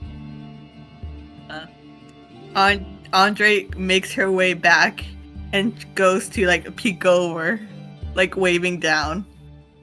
I think by this point, Rook would have asked, well, he would have asked two more questions. A, he would have asked this lady, what's your name, if I might ask? Yes. My name is Siba. All right, well, it's nice to meet you, Siba. I'm Rook. It's nice to meet you. Do you, By the way, that is pronounced or spelled S-I-B-A. Got- S-I-B-A. Do you think that, I mean, we've been suspicious of this town for a little while. Do you think we are going to be fine, like, leaving our boat unattended, or do you think that they'll mess with it? No one's gonna touch your boat. I don't even know if they know how to sail a ship this size. Well, that's convenient to hear then. And then, probably Andre sticks her head over, starts waving, and he'll just look up. Andre will say before anything you say, it's like, "Hey, do you know they're sacrificing people here?" I mean, yeah, I know that. Duh. Well, I got confirmation. Okay, I also got confirmation. Oh, okay. Well, what are you doing back here? Talking to Siba, this lovely lady who you've already met before. Should I give you some private time? She's gonna like slowly back away. Kasara's head would have popped up at this point, being like, "Yeah, are we interrupting something, or?" Why would you need to give us private time? You know what? Never mind. It's fine. Nice to meet you, Siba. Yes, it's nice to meet you too. Anyway, Siba needs our help, but I'm gonna he turns back to Siba and just gives her another smile, and I'm gonna go ahead and let you go before anybody gets suspicious. I'm gonna hop off and start talking to them about everything, see what we can do. All right?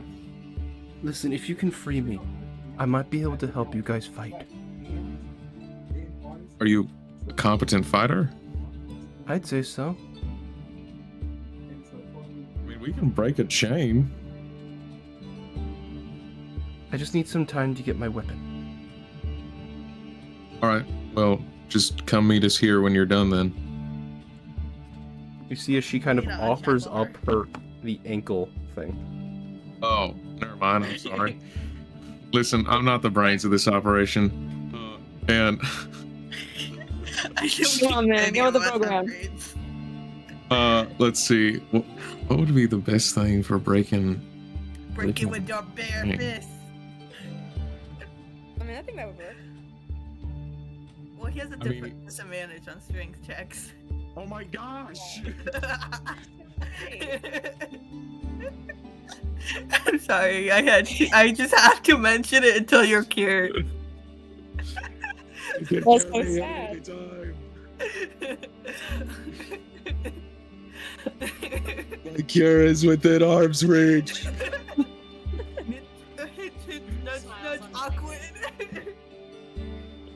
I could just try to shoot the chain. I mean, it's also attached to a bow. It's not I'm like a just piece of wood. It's going to be very hard to dislodge. I'm just worried about making a bunch of noise, really. I mean, I can just try and bash at it. I mean, the gun is pretty quiet. Bash and go. The gun is quiet. The gun is quiet. Worst comes to shove, yank that shit from the boat. Oh, let's just. I mean, if your gun's quiet, you might as well try it first. Yep. So just keep some of the chain outside of the boat really quick. Like, push some of the chain out. Yeah, I got it. Also, on Alright. a side note, Aquin invited people on our boat when we leave. Just saying that. Way to throw Auckland under the ship. Throwing everybody under the ship, apparently. Yeah, I'm gonna shoot at the chain that's holding out. It's pretty easy to break open, and you do manage to. Nice. She's then going to pretty much immediately just jump into the water and start swimming. Damn. Oh, Alright, there she goes. hey, Thanks. twins! Oh, you owe me a drink. I'm confused. Why are the people I'm nice to suspicious, but the person chained up isn't? I Mainly haven't because the person met- Well, that you see, you it's invited. because of my special abilities that I have to get the truth out of people. I haven't met the people that you or that everybody else is Well, suspicious. So Sarah, why don't you go ahead and step down here for a moment? Why don't you let the magic compel you? Okay, whatever magic trick you got up your sleeve, sure, I'll entertain you. And she'll waltz on over. And she'll sit down. As soon as you enter within 10 feet of Rook, you'll have to make a charisma saving throw, but you can elect to fail. Oh shit. Okay, I'll make a charisma saving throw. Andre is tempted to come down too, just for the curiosity. Actually, hold on. Let me make sure it's a charisma save. Alright. I'm saying that off of memory, just because I've taken this on every paladin I've ever played. It's a great spell. It's so good. It is a charisma save. Alright. Let's see how Kasaira does. what's the save DC? Not high. It's like 12.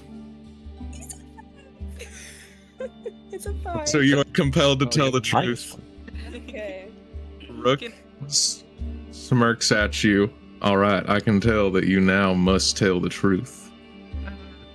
What are you talking about? All right, Kasaira. He gets really close so that you can whisper to him. What do you have a crush on? What?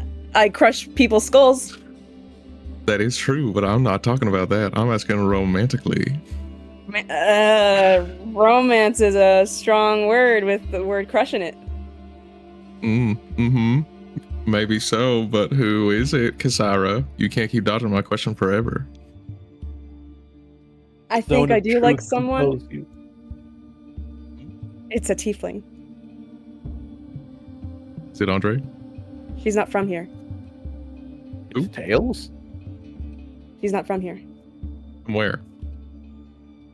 She's from. I'm not entirely sure, but I'd like to know. Is it Andre? It's the end.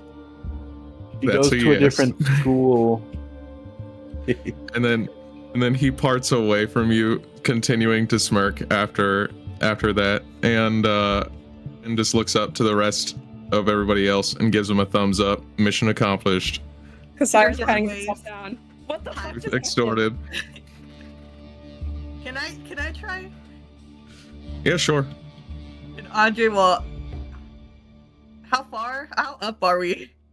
Like in comparison.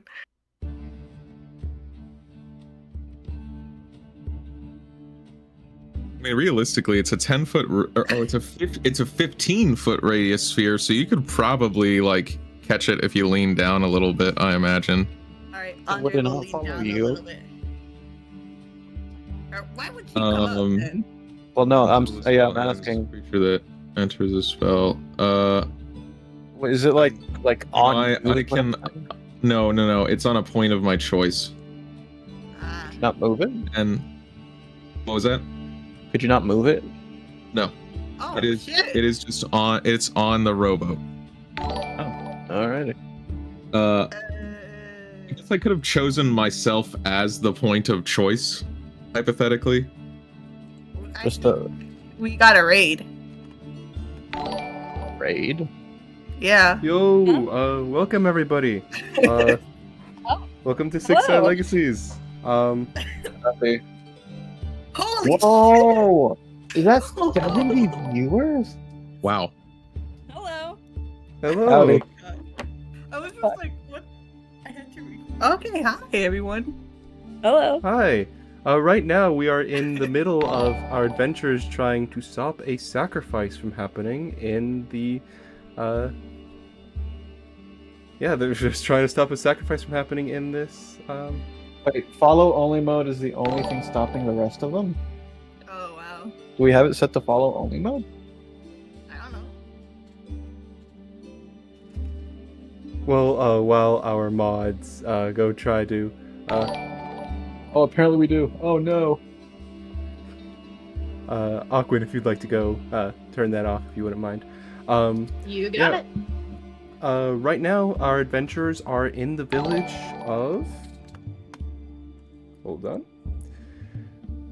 Are in the village of Harlow, and they are investigating a sacrifice which has been going on for many, many years at this point. Our adventurers first thought it was for the volcano to make sure it didn't explode, but now they know that there is a monster which has been eating the sacrifices, as well as the food which has been given to it for many, many years now. And our adventurers have I'll been explain the tasked with- monster part Yes. here in a moment after I finish grilling my party members about who they have crushes on. Truth or dare without the truth, essentially. Or Truth or dare should without the we- dare. About the Should we- dare. Yes, without the dare. DM, what time of the day is it right now? Just to get like an idea of when this festival is gonna begin. It is approaching dusk. Maybe about an Oh, hour or maybe- two away. Maybe we Okay. should get a hurry along. Maybe we So- should hold this for a later date. So yeah, Rook will hop up. You guys can enter into the zone of truth or whatever, but he realizes how late it's getting, and okay, guys, I'm sorry for screwing around. Realistically, why was I focused on crushes when it's almost dusk? Okay, basically, that was the person who tried to save the chief's son. I was told by her that the volcano is not really the problem. It's a monster inside the volcano called a fire snake that people have been sacrificing, or people have been getting sacrificed to in order to placate it and keep it within the volcano. So realistically, we probably have to kill it.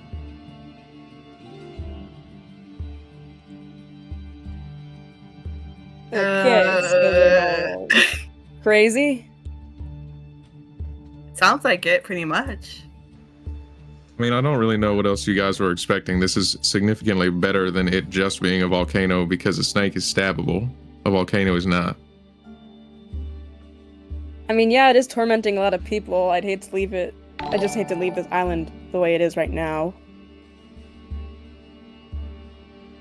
And a life, well, many lives would be at stake with this whole sacrifice going on. Many lives at stake if it wakes up and decides to just destroy anyway. And that's why we'll be there to kill it. Sounds like we're all in agreement then. Okay. If I recall correctly, there was a gnome that protected the entrance, so I guess we can just kind of find out where that gnome is and just kind of go from there, really. Oh, that's another thing. I don't know who this guru is, but whomever said guru is, we are not supposed to trust her. Isn't that like the... Oh, was it? The old lady who invited us on the island? The But woman is that her just son dove into the cheaper? water. No, the old lady, not the woman who just. They invited us onto the island. That was the same lady. Okay, you know what? Andre, The woman with her son. The woman with her son. All Her name's right. Arnett. I don't need to remember names. I just need to do the doing. Andre, are you all right? You need to For go the most. to bed. Okay, we don't have Realistically- beds on here. We have like what are they called? I don't remember. All right, my memory is as big as a goldfish and as much as this tuna we have. I mean, you basically got a bed, and Rook gives shifty side eyes, like starts looking over towards Kasaira suggestively. What are you looking at me for? No reason. She'll squint at him and kind of cross her arms. That was freaking weird. What you did with the magic thing, that was weird. How'd you do that? Spell. Magic boy. Of course it's a spell. And she'll like, kind of squeeze in her arms a bit more tighter into the crossed arms and kind of just scanning him up and down.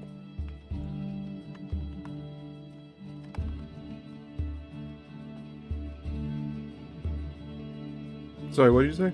Yeah. Sorry. I don't really think we got time to dawdle too much more, considering that a young man is going to be sacrificed here come nightfall.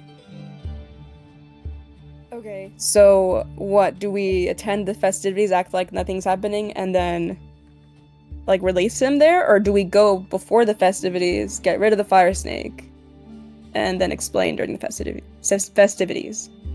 I think I don't- we just kill it and then dip out. Yeah, I It's mean, I don't something see a that- reason why we can't just go. It's the thing that's causing all the smoke. So if they see no more smoke, then they're gonna just assume that they're appeased. That's my assumption or the general grasp. But they don't necessarily need to know it's us. Okay. Well, are we all ready? Ready as I'll ever be. Alpheus, are you okay? She's gonna No. look at his like battered face and everything else. I'm Alpheus- perfectly fine.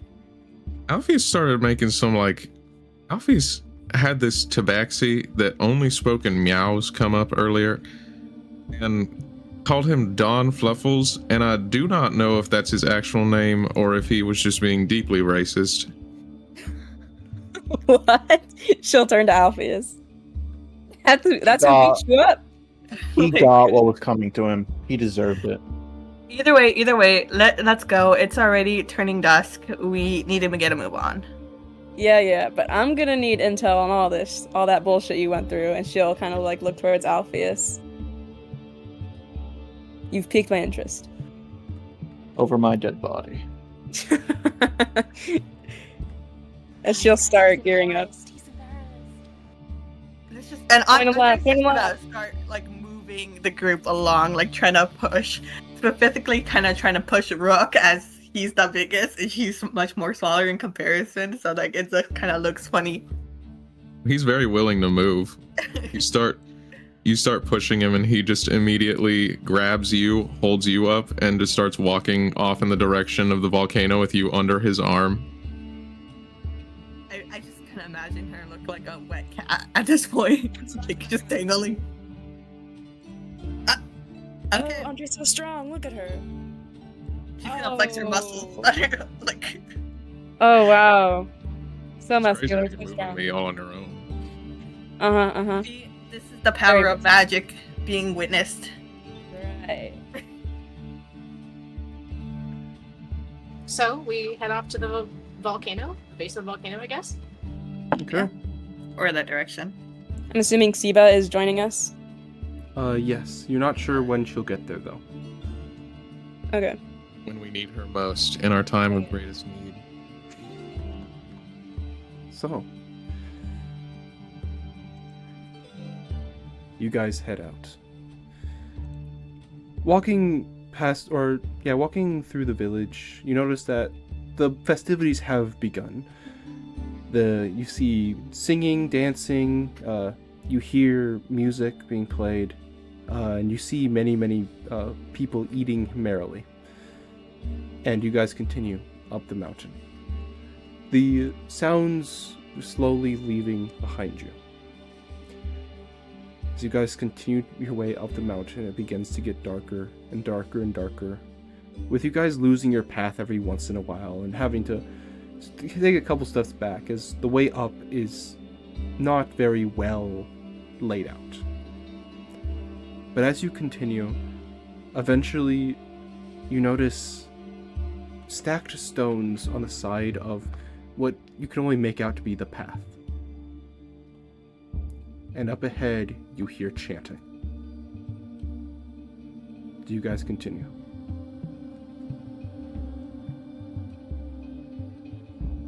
Yes? I think we should probably start trying to be at least a little bit sneaky as we continue up. I agree.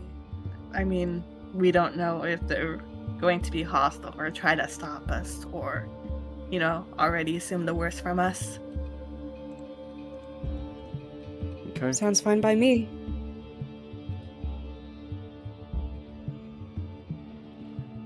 If I'm not mistaken, doesn't Cassandra have chain armor? Oh, so do I. I'm not Yeah. sneaky either. Oh, that's gonna be fun. Never said we would sneak well. We should attempt it. Yeah, I agree. All right, we're not gonna be attempting very well, but let's do it. Okay. Our best is our best. You guys continue up the mountain. Hold on. I'm sneaky. Yeah. Roll for roll for stealth. Oh, Oh, the music. That was a slip. something's happening. Also, I messaged you something secretly, Hendrik. Okay. Alright.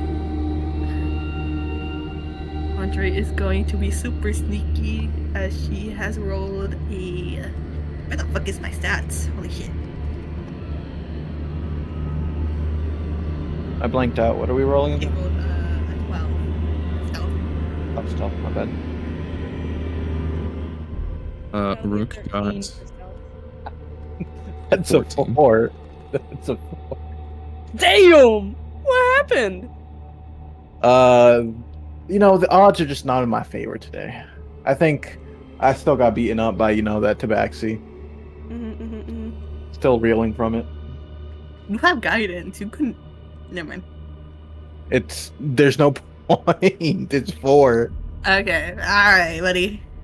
You only get like an extra +4. It's not like I'm gonna get advantage on it. Also, thank you everyone who followed. That means so much to us. I'm just gonna Yes, say thank that you very right now. much. Reesh. Okay.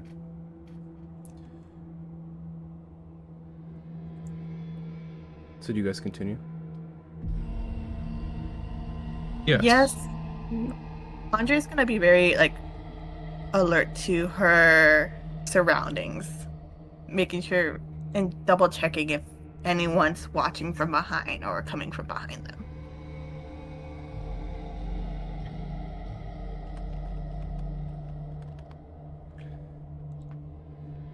There, as you guys approach the sacrificial spot, fog slowly begins to roll in, swallowing the ground and path that lies there. You continue on, following the stone pillars that demark the path, until you round a corner and a warm glow illuminates the area, revealing a cave at the far end of the canyon you now find yourselves in.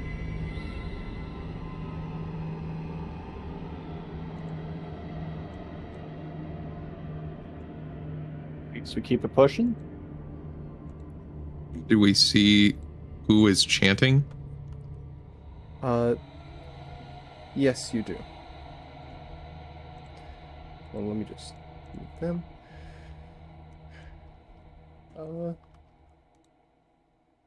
Hold on. Let's just By the way, we are moving to Tailspire in case you guys did not get the message. So let me just place all of our heroes. It's launching right now, so give me a couple seconds. Same. Yep.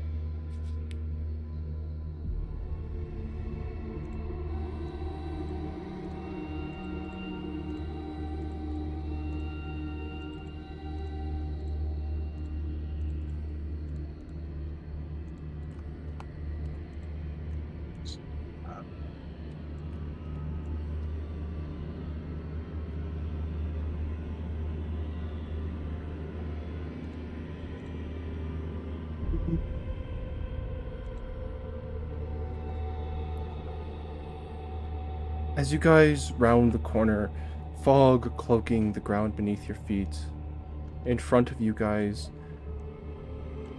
lava spurs from the ground,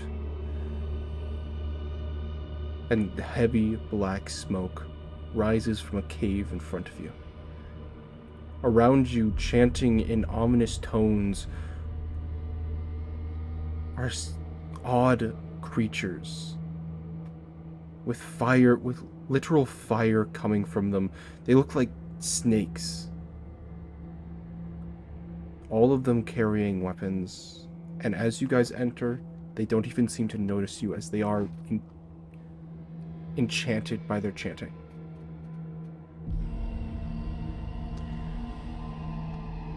Rook will very quietly look to the rest of the party and just sort of like look ahead, look back to them. I'm gonna take a wild guess and say that these guys probably need to go. Do we do so quietly? Ideally. Andre, Aquin, do both of you want to kick back, ready spells, and then me and Kasaira can try and sneak forward as far as we can get? I mean, is there a way to like get around him? Is it possible to do this without fighting or interacting? I mean, our goal is just the snake itself, not these people. Well, it looks like up ahead there's a cave, and once commotion starts with the snake inside there, they will be alerted and we will be pincered. I guess you're right. All of a sudden, you guys hear Yeah. some crunching behind you. Immediately whip around. Yeah, I imagine Kasaira would have a hand on her hilt and completely turn around. Mhm. Andre will ready her spell. As you guys spin around, you guys see Seba standing there with a trident. Whoa. Zeba. You scared the crap out of us. Does she look like them by chance? No, she does not look anything like them. Okay, I was gonna see whether or not we were getting backstabbed. Zeba, we're just discussing our plan of how we want to move forward. I was suggesting that me and Kasaira here would try and sneak up on these guys, trying to get the jump on them, but now that you're here, you might also want to try doing so.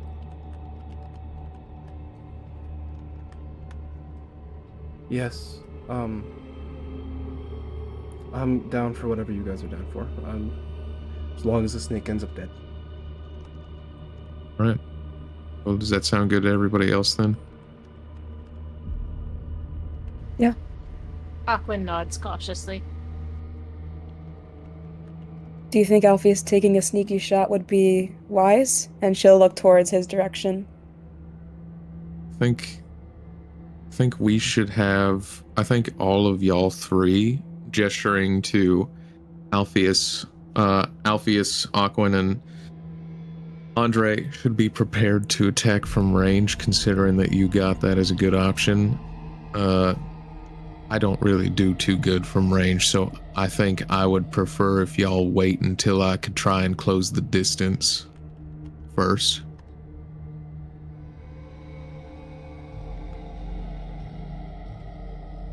Alright, are we looking to, kill these fuckers or no? Just knock them out. As far as we know, they're just friendly.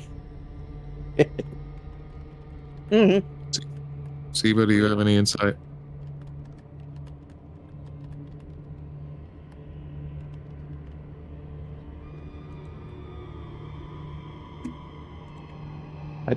Maybe repeat it? Siba, do you have any insight? Oh, sorry. I don't know. Listen, I think that this setup, snake dudes in front of the evil fire snake, it's like classic textbook evil minion. I think we're good to just go scorched earth.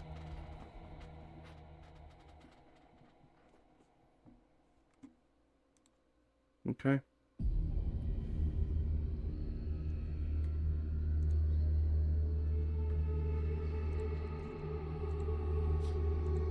And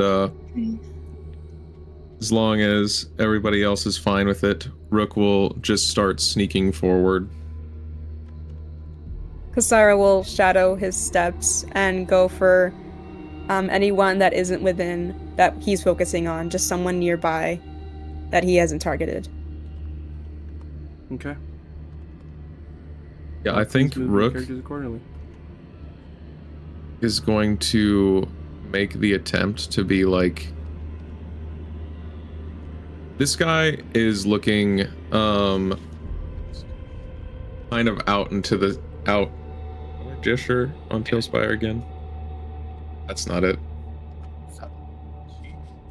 The 3M Ye- are also, Yeah. yeah. This guy is looking like this way, right? Yeah. He's looking roughly right where the blue is. Or at least in that general So direction. then, realistically, we probably can't get too much farther without getting spotted. So I think this is just the point where Rook would like try to surprise round style surge to the left and attack this guy. Okay.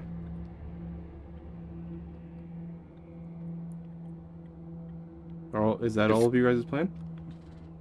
Kasara would go right, just within the brush, kind of blending into the fog, and kind of just concealing herself within like the large leaves, and having her eyes focused in on the snake person that is just up ahead of her. Okay. And I'm assuming they're looking the direction of like where this stone is in front of them. Yes. Or at least that's what it looks like. Okay. Andre is going for a further away, in the back kind of area, Okay. hiding in between. Mm-hmm. Okay. Are you all ready? Hell yeah, brother! You're Okay. Please roll for initiative. let's go. What's my initiative? +1. Yep. Let's go! Pick. Damn. Awesome. Wow, that's great. That's fantastic. 15. 17. 10. Also 15. Okay, let me just get everyone into this turn-based mode. 1, 2, 3, 4, 5, 6. Missing him. Okay, that should be everybody. Okay, who rolled highest? Not me. I think it might have been me. Okay, 20 or above. I rolled a 17. Okay. 15 to 20. 15. Also 15. Okay. 17. Would either of you guys like to go first? Go first. Yeah, that's fine. Okay. 10 to 15? 5 to 10? I have 10. Sorry, I have 10. Okay. Aquin, and you just got last? clearly Aquan is not ready because I rolled a 2. Got it. Well, you rolled a 1. Yeah, Okay. I rolled a nat 1, but I got a +1, so So this is for It is Siva. what it is. Okay, Siva's going last. Good job. Jesus. Okay, Is that- and then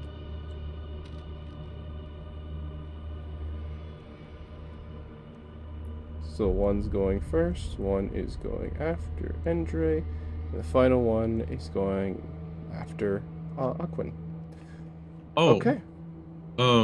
DM, my horse, my faithful steed, Oh, yes. You mean camel? Yeah, the Excellent. camel. I my was about to camel, say. my camel. No, you said horse. Let's Rook chat. wouldn't say. Rook Let wouldn't say no, horse.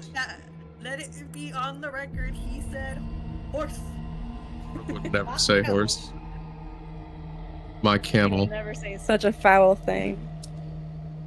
started off directly talking to DM, so clearly that wasn't Rook. Here's a voice mini, of course. Okay. I guess I'll roll for. Wait, do they go?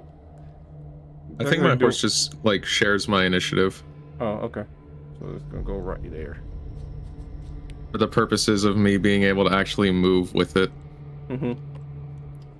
Okay. Ride your steed. So, you guys have a surprise run right now, so all enemies are surprised. So go ahead. Starting with you, Endre. And with Andre first?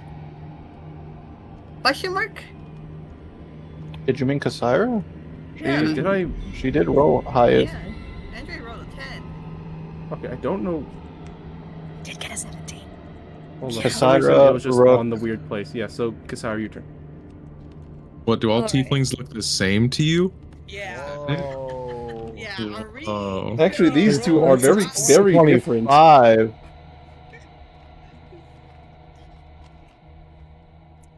Okay.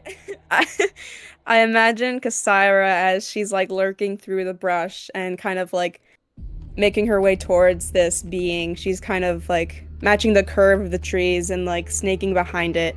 And as soon as she gets behind this like mossy stone and seeing this little pathway, just enough for her to squeeze through, she will attempt. I mean, let's see.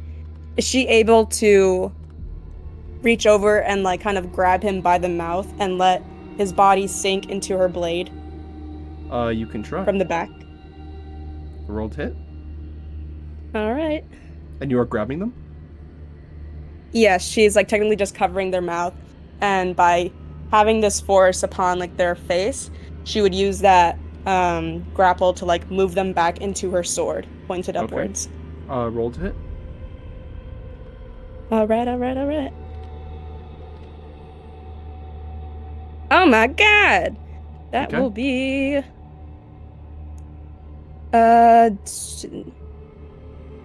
that'll be excuse me, that'll be a 24, I believe. That hits. Roll for damage. Awesome, awesome.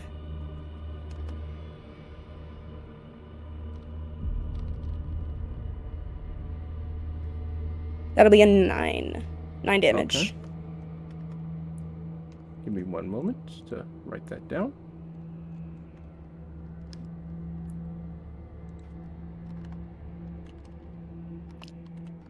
But yeah, as soon as she gets that hold on the enemy, she'll just tuck them close while her blade just pierces through their torso. And she just whispers for them to be quiet. Okay. Very, very just sternly. So you are also going to be taking 1d4 damage from touching their burning body. You're going to be taking 1 damage. No. Wait, All and right. you are resistant. However, it is round up, and so therefore you're still going to be taking 1 damage. Okay. Next up, or is there anything else you'd like to do? No, that's pretty much it. Okay. Next up, it's you, Rook. Okay. Couple of questions real quick, mister. Is it night or like has the sun set yet? Yes, it is like at dusk going on tonight. So I would have dusk out, not daybreak, right? If I had another horse minifigure, I would have brought out a black horse minifigure. However, Unfortunately, I do not. I could try to find Well, one. that's totally fine, brother. I'm only asking because I know that Dusk is juiced. So what stat block am I using for him? You are yeah. going to be using Dusk. What? Or you're going to be using Shadow Horse. Sorry, my brain is dying. Let me just look that up real quick then. While I'm pulling that up, I'm not gonna mount him yet. I'm just gonna run over here. And I very much admire Kasaira's efforts to Found one. keep things quiet. That is not quite that is not quite within my range, my skill set. So I'm just gonna run over here with my poison dagger that I got a couple sessions ago. Okay. And lay into this guy with 2 attacks. Okay. Ooh, tell him. Who? Oh, and he's surprised, so I have advantage on the first attack. Right? Hey. That's hit. Something like that. Second attack.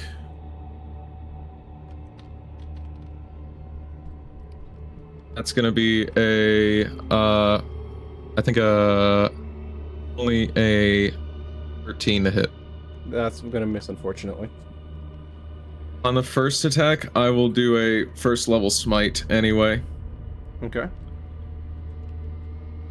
So it's looking like ass, apparently. It is looking like a total of 14 damage from the first attack. Okay. And then my big boy will run over here. And he will attack this guy. My king. Mhm. Oh, it's got the statistics of a riding horse, but it's really fast. Damn, that's a big So ass fast. horse. Let me get this real quick.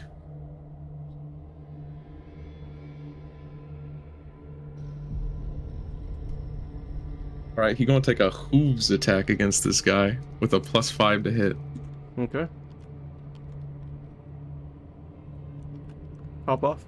21. That hits. Roll for Pop damage. off.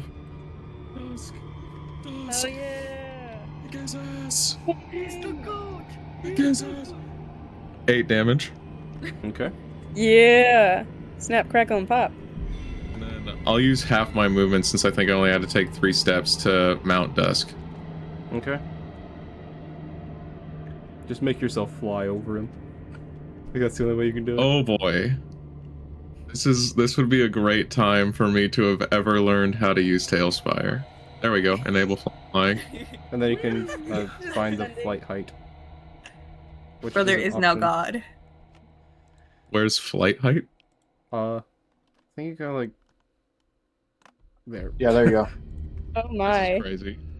Look at you go. Up to you. Okay. Is that the end of your turn? Yeah. Okay. Hell yeah. Look at him go. Alpheus, it is your turn. Sick. I'ma hit him with a good old firebolt. Okay. Raining fire with fire. That's a good question. But yes.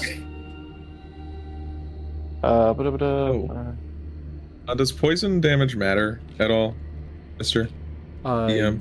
Yes. You have advantage. Is it like, are they resistant? Can't do any better. They are not resistant. Okay, That's so fine. then add 1 more damage. Does a 17 hit, DM? Yes. Roll for damage. Alrighty. Actually, no need. As the firebolt hits it, it does not seem to harm it whatsoever. Damn. makes sense. My good old firebolt. Alright, well, I'm gonna use my bonus action to shoot. I get Okay. better. Man, the numbers are just not in my favor today. 11. That's going to be a miss, unfortunately. Is there anything else you'd like to do Alrighty. with your turn? No, I'll just stay there. That's fine. Okay. Well, actually, it's this guy's turn. Okay. So this guy is going to attempt to attack you. Whoop. Where's my turn? Where's our turn? Doesn't Awkward and Andre have one? Yes. The monsters do the have monsters. one too, though. Oh, I thought we were Big still in the refusal. surprise round. Oh wait, no, we are still in surprise round. My bad. Yeah. But fuck Brain, you. brain went dead. Andrew, your turn. Sorry, I was offended. That's Should why. I just take away your turn? No, please, no. I was waiting. Okay. I'm nice. That Take sounds your fair. turn. Sounds fair. All right. So it's advantage, right? Because it's surprise. Yes. All right. And I rolled 2 at a time then. And what are you using? I'm using chromatic orb, Okay. water, Okay. and that is going to be, I believe, a. What number did I just roll higher? It was 17, right? Yeah, it was 17. Yeah, 17 plus 7. Math. So there is no water orb. You have 24. Oh, there. ice. I meant. Sorry. Okay, ice. Yes, cold damage. Okay, and how much? That is a first level spell, and so it's a 3d8. Yeah. So that's 6 damage.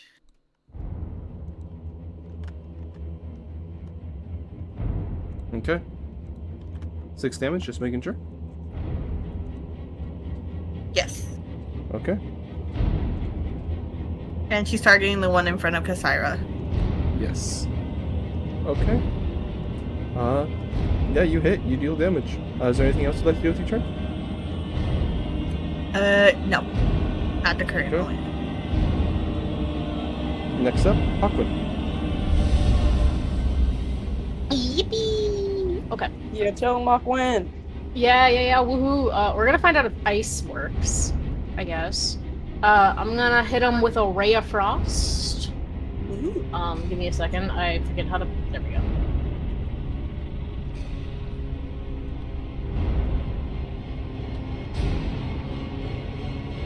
Okay, cool. With advantage, Ooh. that would be 23. You hit. Excellent. Let's I didn't fucking think I go. would. The Uh, moment I say no, that doesn't hit after you've rolled a 19 is the day you should run. yeah. No, that's the day we fight the dragon, despite your best efforts to tell us don't fucking do that. Okay. Ray of Frost is 2d8 cold. That's a lovely, lovely 10. Okay. And make a Constitution saving throw. What do they have to beat? Okay. 12. They are going to fail. Awesome. So yeah, that's 10 damage and Oh, I'm sorry, I'm looking at the wrong thing. That is not Ray of Frost, that is Frostbite. Yeah, on a hit, 2d8. Speed is reduced by 10 feet until their next turn. Okay. And okay, let me just write all that down.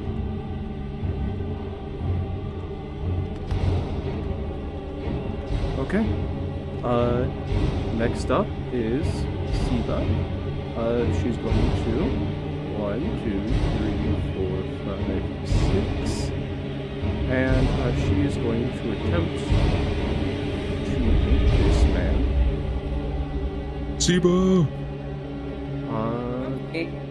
They do Sibo. hit. Yes, they do hit. And they are actually going to be able to provoke their special ability, which allows them to deal a little bit of extra damage. Right. Ooh. Okay, which is going to be 1, 2. Damn! They deal. Figure it out. They do 25 damage. Wait, is that right? Okay, Man, that's money. Yes. And they are actually going to kill it.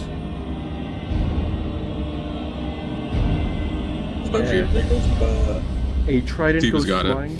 Yes, a trident goes flying, and because you were there, Rook, you caused a big enough distraction as to where they could deal that large amount of damage. Siva a rogue? No. Interesting. Next up, they do not have a turn. Kasaira, your turn. Wait, actually, no, they do have a turn. Never mind. Wait, I was gonna say, wait, isn't the enemy's turn? Okay. So they are going to, upon seeing all this crazy stuff happen, 1, 2, 3, 4, 5, 6. Let's move this guy back a little bit. And you are. Hold on. Let me just do this. Unfortunately, you are out of their range, and so they are going to take the dodge action. It is your turn, Kasaira. Awesome. Okay. Let's see. Upon seeing someone new arrive within her vicinity, I'm assuming this being is still grappled within, like, with her hand, or no? Because it did give her a small burn on her hand.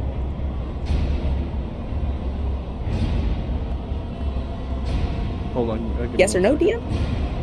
Oh, Okay. can you repeat that? So, from the last turn, Kasaira had grappled. That one being, it did burn her hand. Did that cause her to let go? Is she now, like, not grappling them anymore? No, she is no longer grappling them. Okay. Let's see here. What can I do? Like, I don't know if Kasaira can kebab them.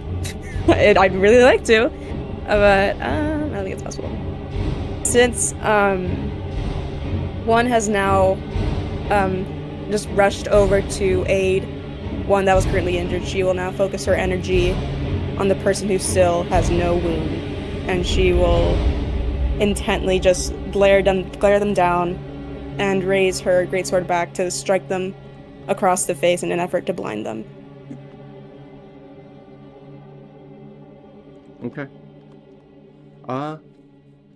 Yeah. Go for it. Wah. That'll be a 20. You hit. Roll damage. So wait. Plus 3. That'll be an 11, I believe. Okay. And this is the guy who has not been attacked yet? Yep. Okay. And you said you were going to blind them?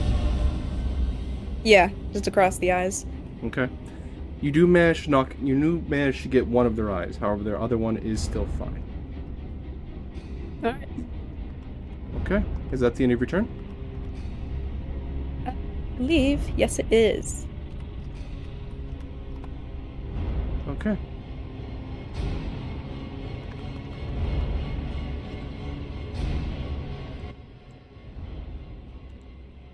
Hold on, let me just adjust this music a little bit. It's being a bit finicky.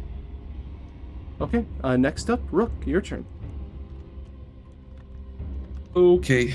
I'm gonna have Desk charge all the way over here, leaving me behind, obviously. I'm gonna have Dusk make an attack against this one. Okay. And if I hit, let me see here. Yeah, if I hit, he has to make a strength save. Oh man, how loud he coming. Oh lord. A 14 to hit. Okay. You hit. Does it Roll hit? for damage. Please make a strength saving throw. Okay. They're going to fail. Oof. He is not prone and takes, I have no idea how much I rolled. I think it was 9. 13 points of damage. Okay. I am then going to stab at it with advantage because it is prone, Hell yeah. which denied that nat 1, thankfully. I assume a 22 hits. Yes, it does. I will first level smite again Okay. Another one. because we hate bitches. It's gonna be 17 points of damage, and then I will use the dagger's ability to make it 18 points. Okay. Is Yeah. he still alive? He did. How would you like to do that one? I move to the other one. Okay. I How are you killing stab the him bitch? again.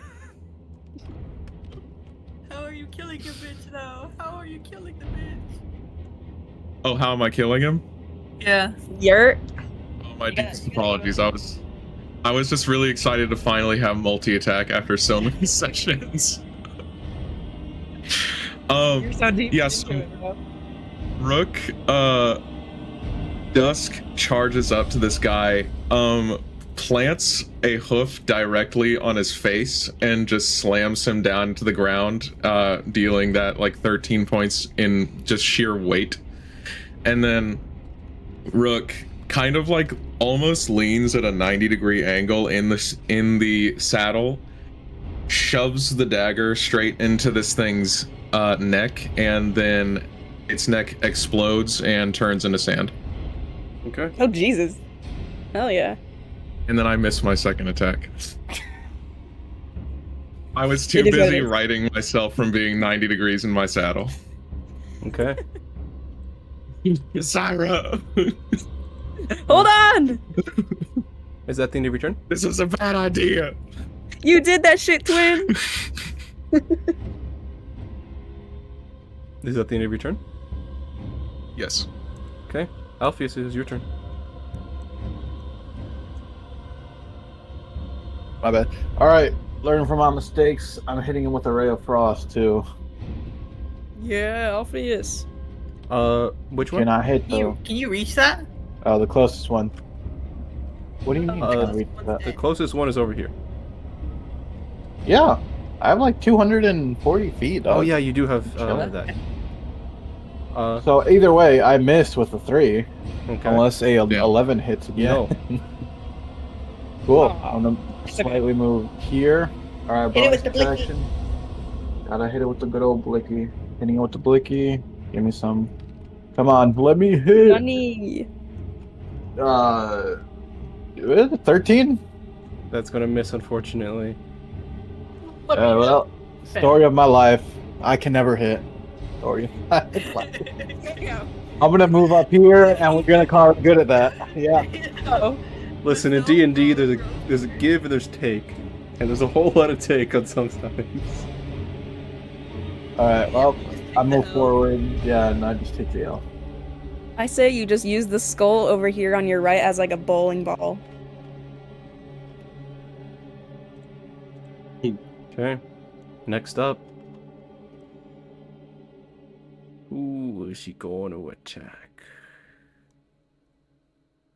Well, he's still focused on you. Wait, no. Actually, if he does that, you're going to get an attack of opportunity. He does not want you to get an attack of opportunity, so he's going to whack you. Rook. I think he should do whatever the first option was. Yeah, See, I think so too. I mean, we can all be in agreement on that, He but at the doesn't same know. time, you guys are wiping the He floor. doesn't know. He doesn't know. He doesn't He's know. trying to survive. Does He a doesn't know 13 hit? about attack of opportunity. 13 does not hit. Okay, that's the end of his turn. Andre, it's your turn. Andre has pretty much good faith in her teammate. She's just gonna move down here. 1, 2, 3, 4, 5, 6. That's all she can really move. I think. Wait. I'm trying to think math. Is it not math? Like, what? 6 divided by 6 times 5. 35. 30. 30. Where did you get 35? It's not 30. Am I thinking 7? Times You 5 is said 30. 7. Yeah, 30. Never mind. I'm dumb. Alright, and she's just gonna end her turn there. Okay. She's gonna just have a ready action though. For what specifically? For shocking grasp. Okay. Aquin, it is your turn. Okay. Who we got alive? Just this guy? Mm-hmm. I'm pretty sure, yeah. Okay. It's been so long since I actually had to look at movement speed. I'm just 30, right? Yeah, okay. Yes. 1, 2, 3, 4, 5. That does not work the way I wanted it to. Where am I? Oh, I'm in the You're in woods. the lead. Okay, well that gives me enough distance, question mark? Probably. Regardless, that's enough distance. Yeah. Help! Okay. And we are gonna once again frost this guy. Okay. Roll to hit. Oof. That actually was really 11. weird. The tree actually trapped it, so I'm actually gonna have to ask that you do re-roll, as that one is skewed. We do need a bounce. Okay.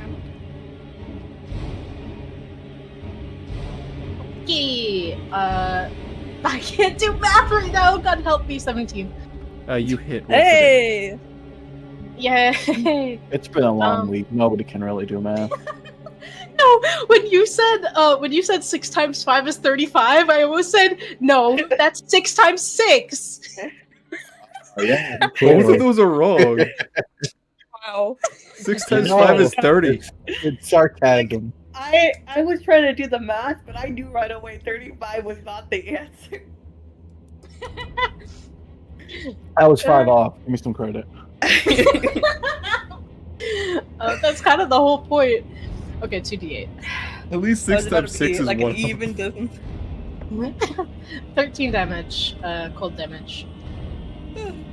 How do you want to do this? Hey! Alcuin just steadily aims, blasts this guy with some frost, and bro gets hit by the beam and just kind of freezes up from the center of its chest and crumbles. Yippee! Let's Okay. go. And with that, everything is silent. What do you guys do? Is there any any noticeable reaction from within the cave? You don't hear or see anything within it. I mean, it seems like we made pretty short work of that, guys. And I don't know if anybody else has noticed anything, but I'm not even sure that whatever is inside has noticed us. That's a good sign, at least. Yeah, just continue forward. As quietly as possible, again, realistically. Should we do something about the bodies, though? What, you want something from it? Well, obviously I want to loot them, but I don't really want to touch, the burning hot thing. Oh yeah, I You should can kind of like touch the stuck one her I hand froze out. over. What is your guys' That is passive true. perception? Oh, Do we have to roll? Passive Okay. perception. 14. 11.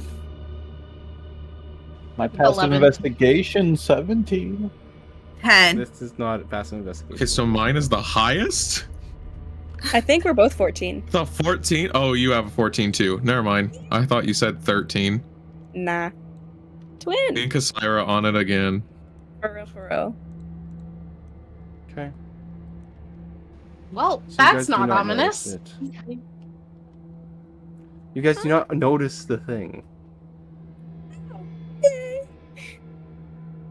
There's not a thing. He's just trying to trick us. Right. I did not mean to do that. Sorry, just doing parkour in the background. So you gonna loot That's the icy sick. body or what? Hell yeah, brother. And she's gonna go over to look over the icy body. Be careful. As you kind of are poking Be around, you careful, notice they're bro. I not love really, you. they're not wearing any clothes. And they just have spears made fully of metal. Damn, I can't do anything with this shit. And then she's just gonna keep going. Alpheus, you want some metal? Nah, not really. I think we're fine. Okay. Siva, you doing okay back there? Yeah, I think I noticed something, but it's nothing. What do you mean? What did you notice? The guy's body was dragged into the lava. Or fell in or What? something. Oh, It's definitely not nothing.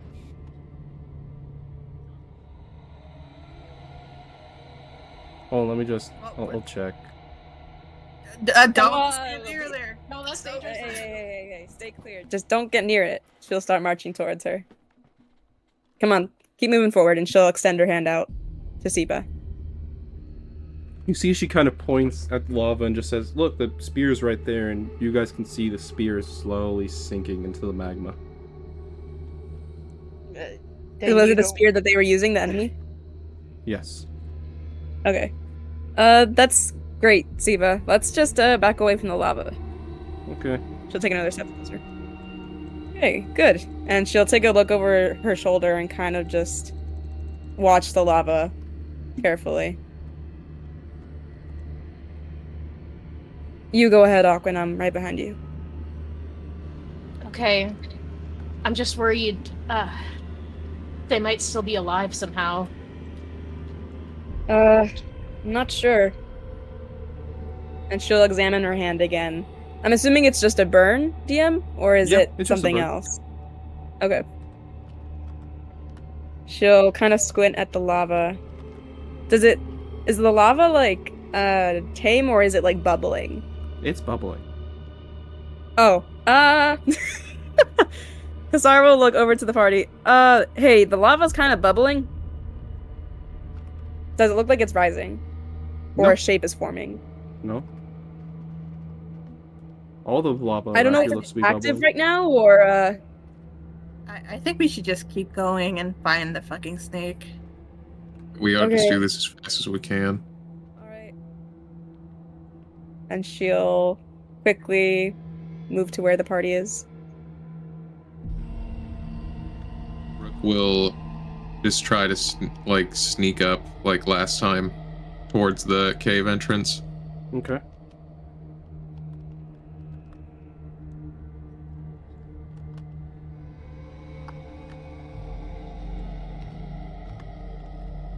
Okay. You might have to go over You the could, cave. Andre? That was funny. Sorry. I might have to what? You guys might have to go over the cave entrance to get in because of the thing blocking it. But as you guys approach the cave, in front you see numerous baskets and pots that look to have at one point held food, with two statues stained in blood and ash. In the center of the cave, there is a shackle, which is clearly meant for a human neck. Yep. Yes? I'm so sorry, but We were laughing at Rogue being super Bro was a center. Oh, crazy! A smite comes down. Damn. Can you restate that, please, one more time?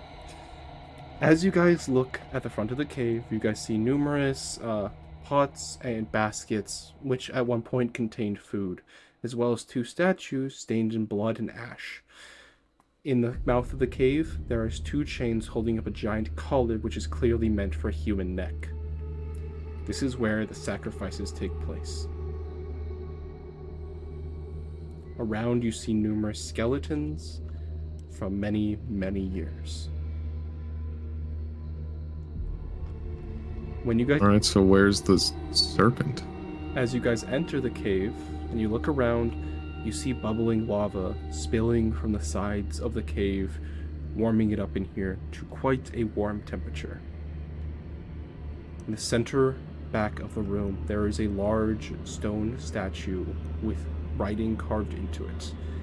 And near its base, a clutch of eggs, shining blue. Ooh, shiny. Andre is very interested.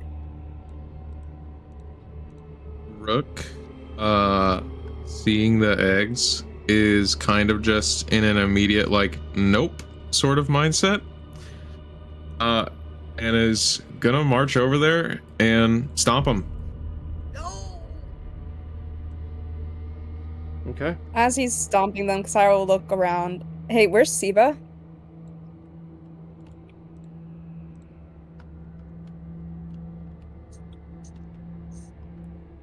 Siba? She'll look around. She'll look outside the cave. There's no one out there. Are we being?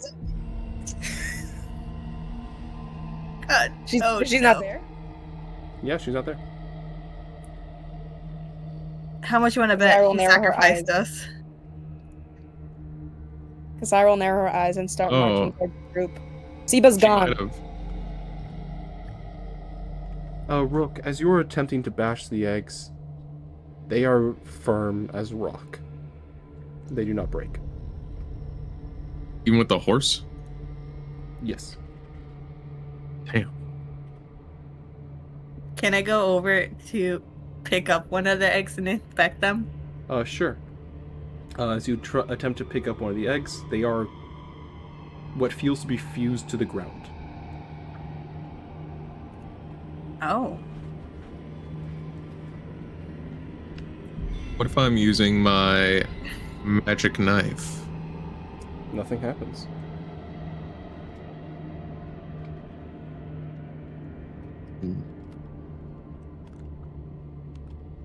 You guys notice that the already hot cave temperature begin to rise. Maybe we should get out of this cave. At least for the moment. Ksira looks, her expression is darkens and she increasingly gets more tense.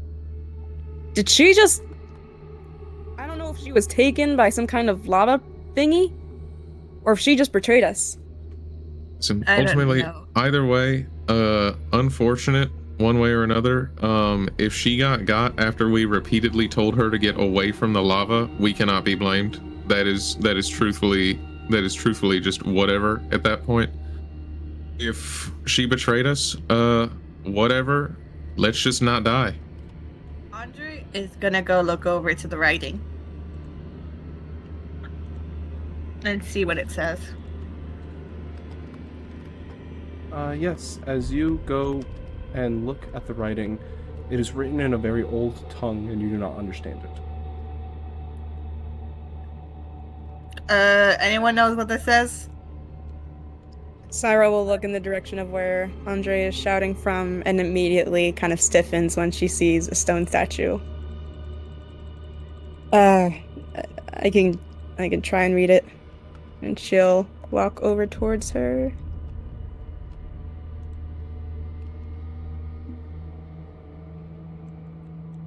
You do not understand it? Do I? Okay. Yeah, no. Beats me. I don't know what it says. Is Aquin, Alpheus, you or Rook, do you know what it says? Maybe some I clues? can barely read. Alpheus We'll look will at it. check, yeah. No harm, no foul. You do not understand Aquin? what's written here. In fact, none of you do. Okay.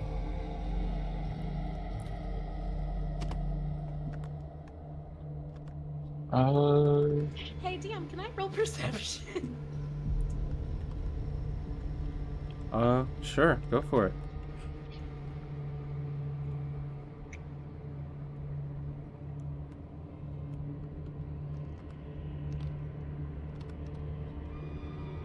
Awesome. You Do I notice see it.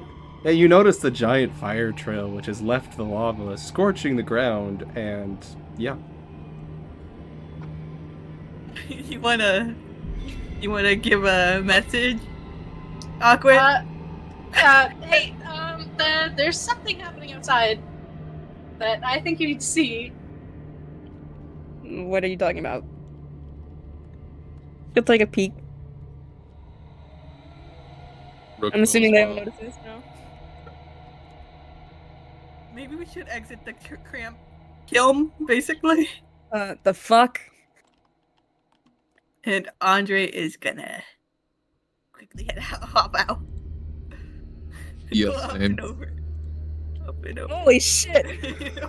Aquilin was tweaking out. They were like, let me out!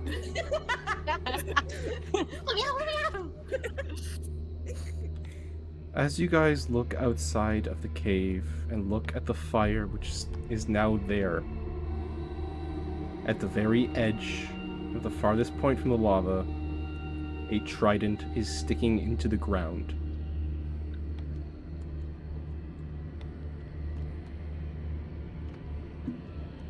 Well- damn it, Seba. She will for always live on in our memories and our hearts. You guys don't think this is a ritual? My power is unlimited. It is beyond your comprehension.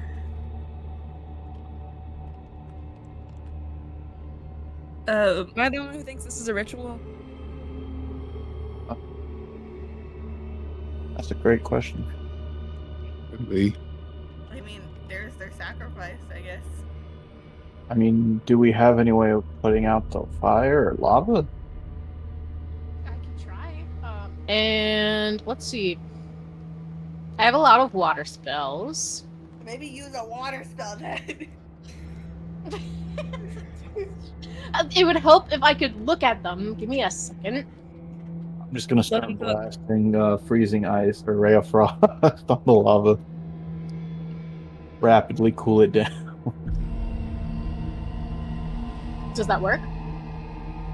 It works on the fire in front of you guys, but not on the actual lava. Nice. I'm sorry, say again? It works on the of us, fire in not front of you guys, but not the actual lava itself. the lava. Okay. Ugh. That's sucked into the ground. As far as I can tell, we probably do not want to stay close to that lava pit. I don't know that any of us would survive the swim. I mean, the tieflings have a pretty good chance. Cyril side-eye, Alpheus.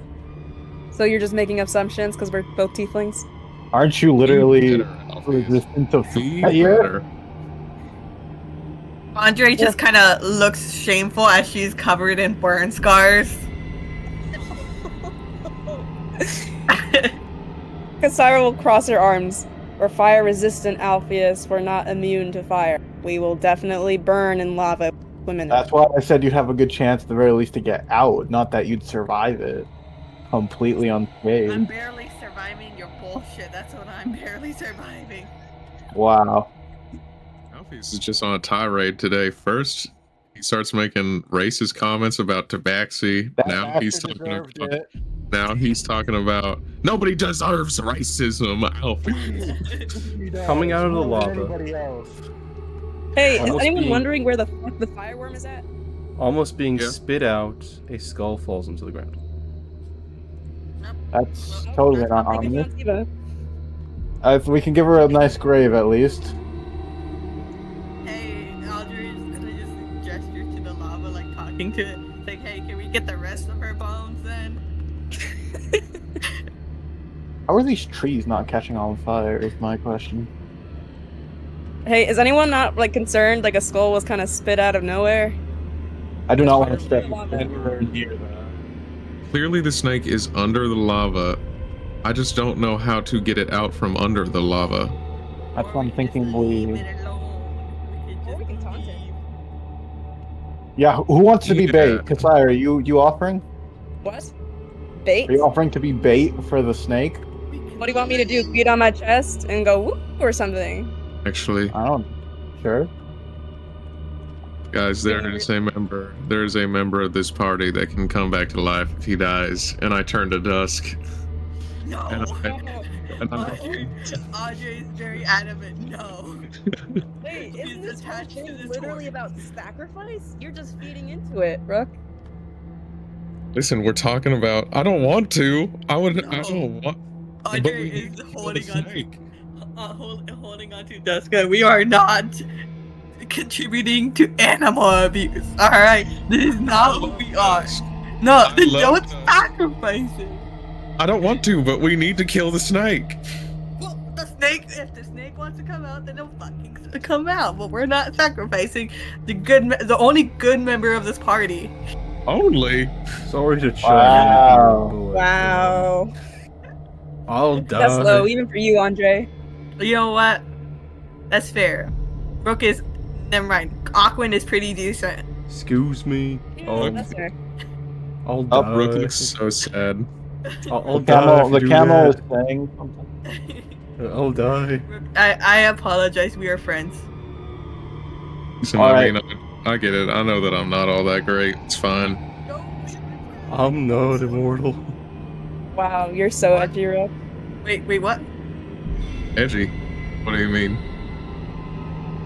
I mean, you were Hold on on. the end of the horse when you were attacking. Oh, I see. The rook, Um, the horse is not immortal. The horse.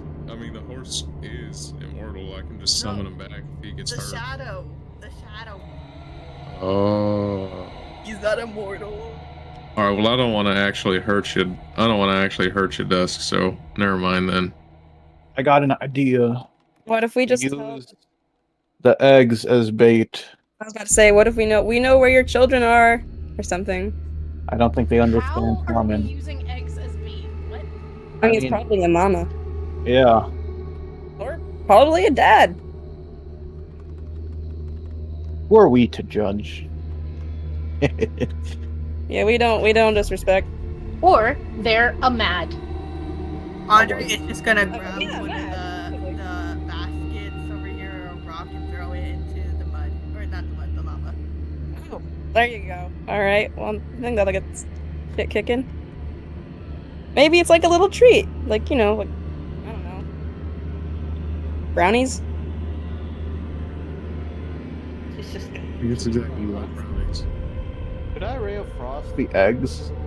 At the very least, if I can't break them, I'm gonna stop them from incubating. You can try. Yeah. I'm just gonna shoot a bunch of ray of frost at the eggs. I'm not breaking. Well, I'm gonna see if they break, but if they don't, either way, the cold will make it so that they won't incubate at the very least. Maybe it'll disrupt the nest and drag out the parent of these eggs. Yeah, as you kind of shoot a couple of ray of frost, you don't think it's doing a whole lot. The eggs are acting very similar to rocks. But then you feel heat coming from the cave. Like more heat than what was there. And for the briefest moment, you see it. A creature made of lava itself, reaching out, putting its entire mouth around one of the eggs, lifting it off the ground, and pulling it into the lava before submerging again.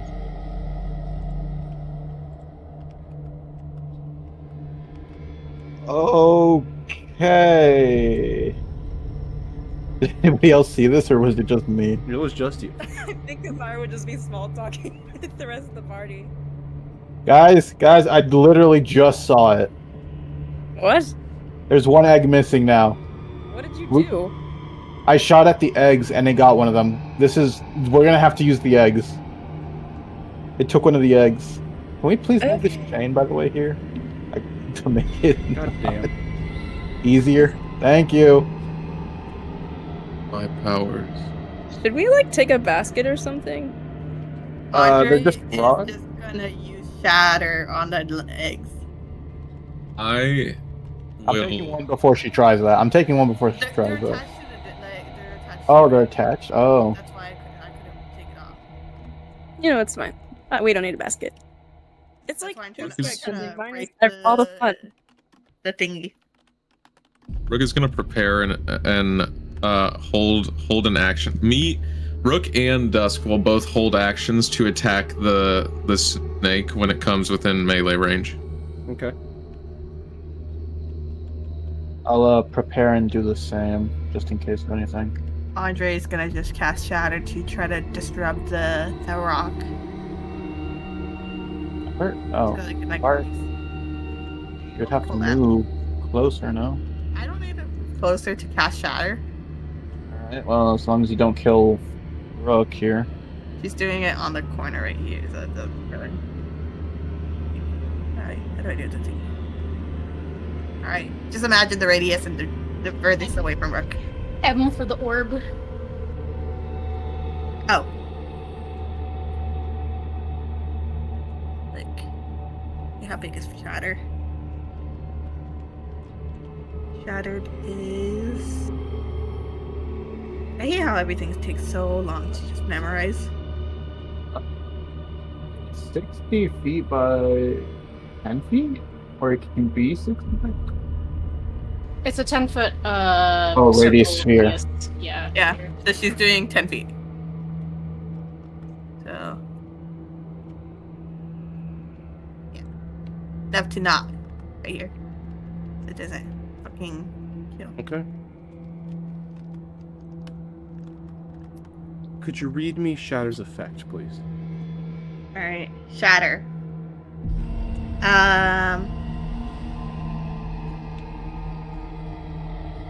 A loud noise erupting from a point of your choice within range. Each creature in the point has to make a constitutional saving throw. 3d 8 thunder damage on a failed save, or half as much. A non-magical object that isn't being worn or carried also takes damage if the spell is in the area. Okay. Don't like constructs and objects have disadvantage on the save or take double damage or something like that? It takes. I think it would automatically just fail. I'm not entirely sure about that, but it does. On a fail, it would take 3d 8 damage.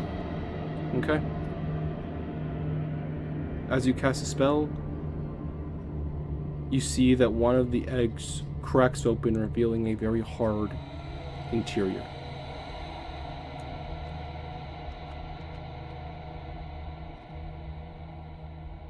You want to take a go at that, Rook? Maybe chip it away? Sure. Rook will just take his magic knife and start smacking at it. Okay. Roll just damage, I guess. Here's the 3d8 for damage. I don't know if you need it. I'll use that.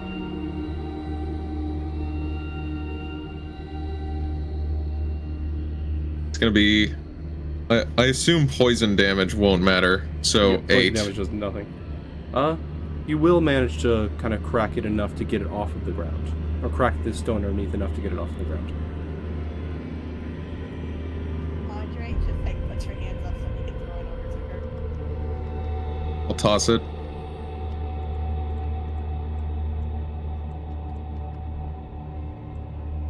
And then she's just gonna examine it. Can you speak up a little bit, Indrima? Oh. He is just gonna like examine it as she catches it. Okay. And with that,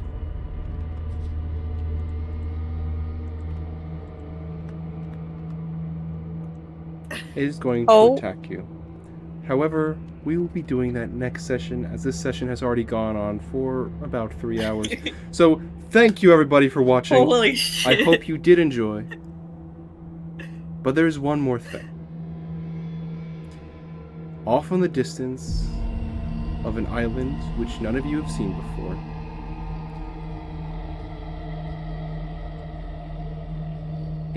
a figure in which you are familiar with, one prince, is struggling. as he is talking to a ship.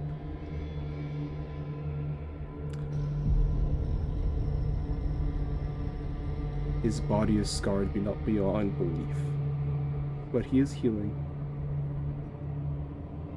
And that is where we're going to end it for today. I hope you all enjoyed. So, join us next week where we will be fighting a giant lava worm and trying to convince the townspeople that they are idiots for sacrificing people. So, thank you very much for watching. Hooray. Bye-bye, everybody. Thank you Bye-bye. for the raid. We appreciate it. Bye. And we hope you have a great day. Bye-bye. Bye bye.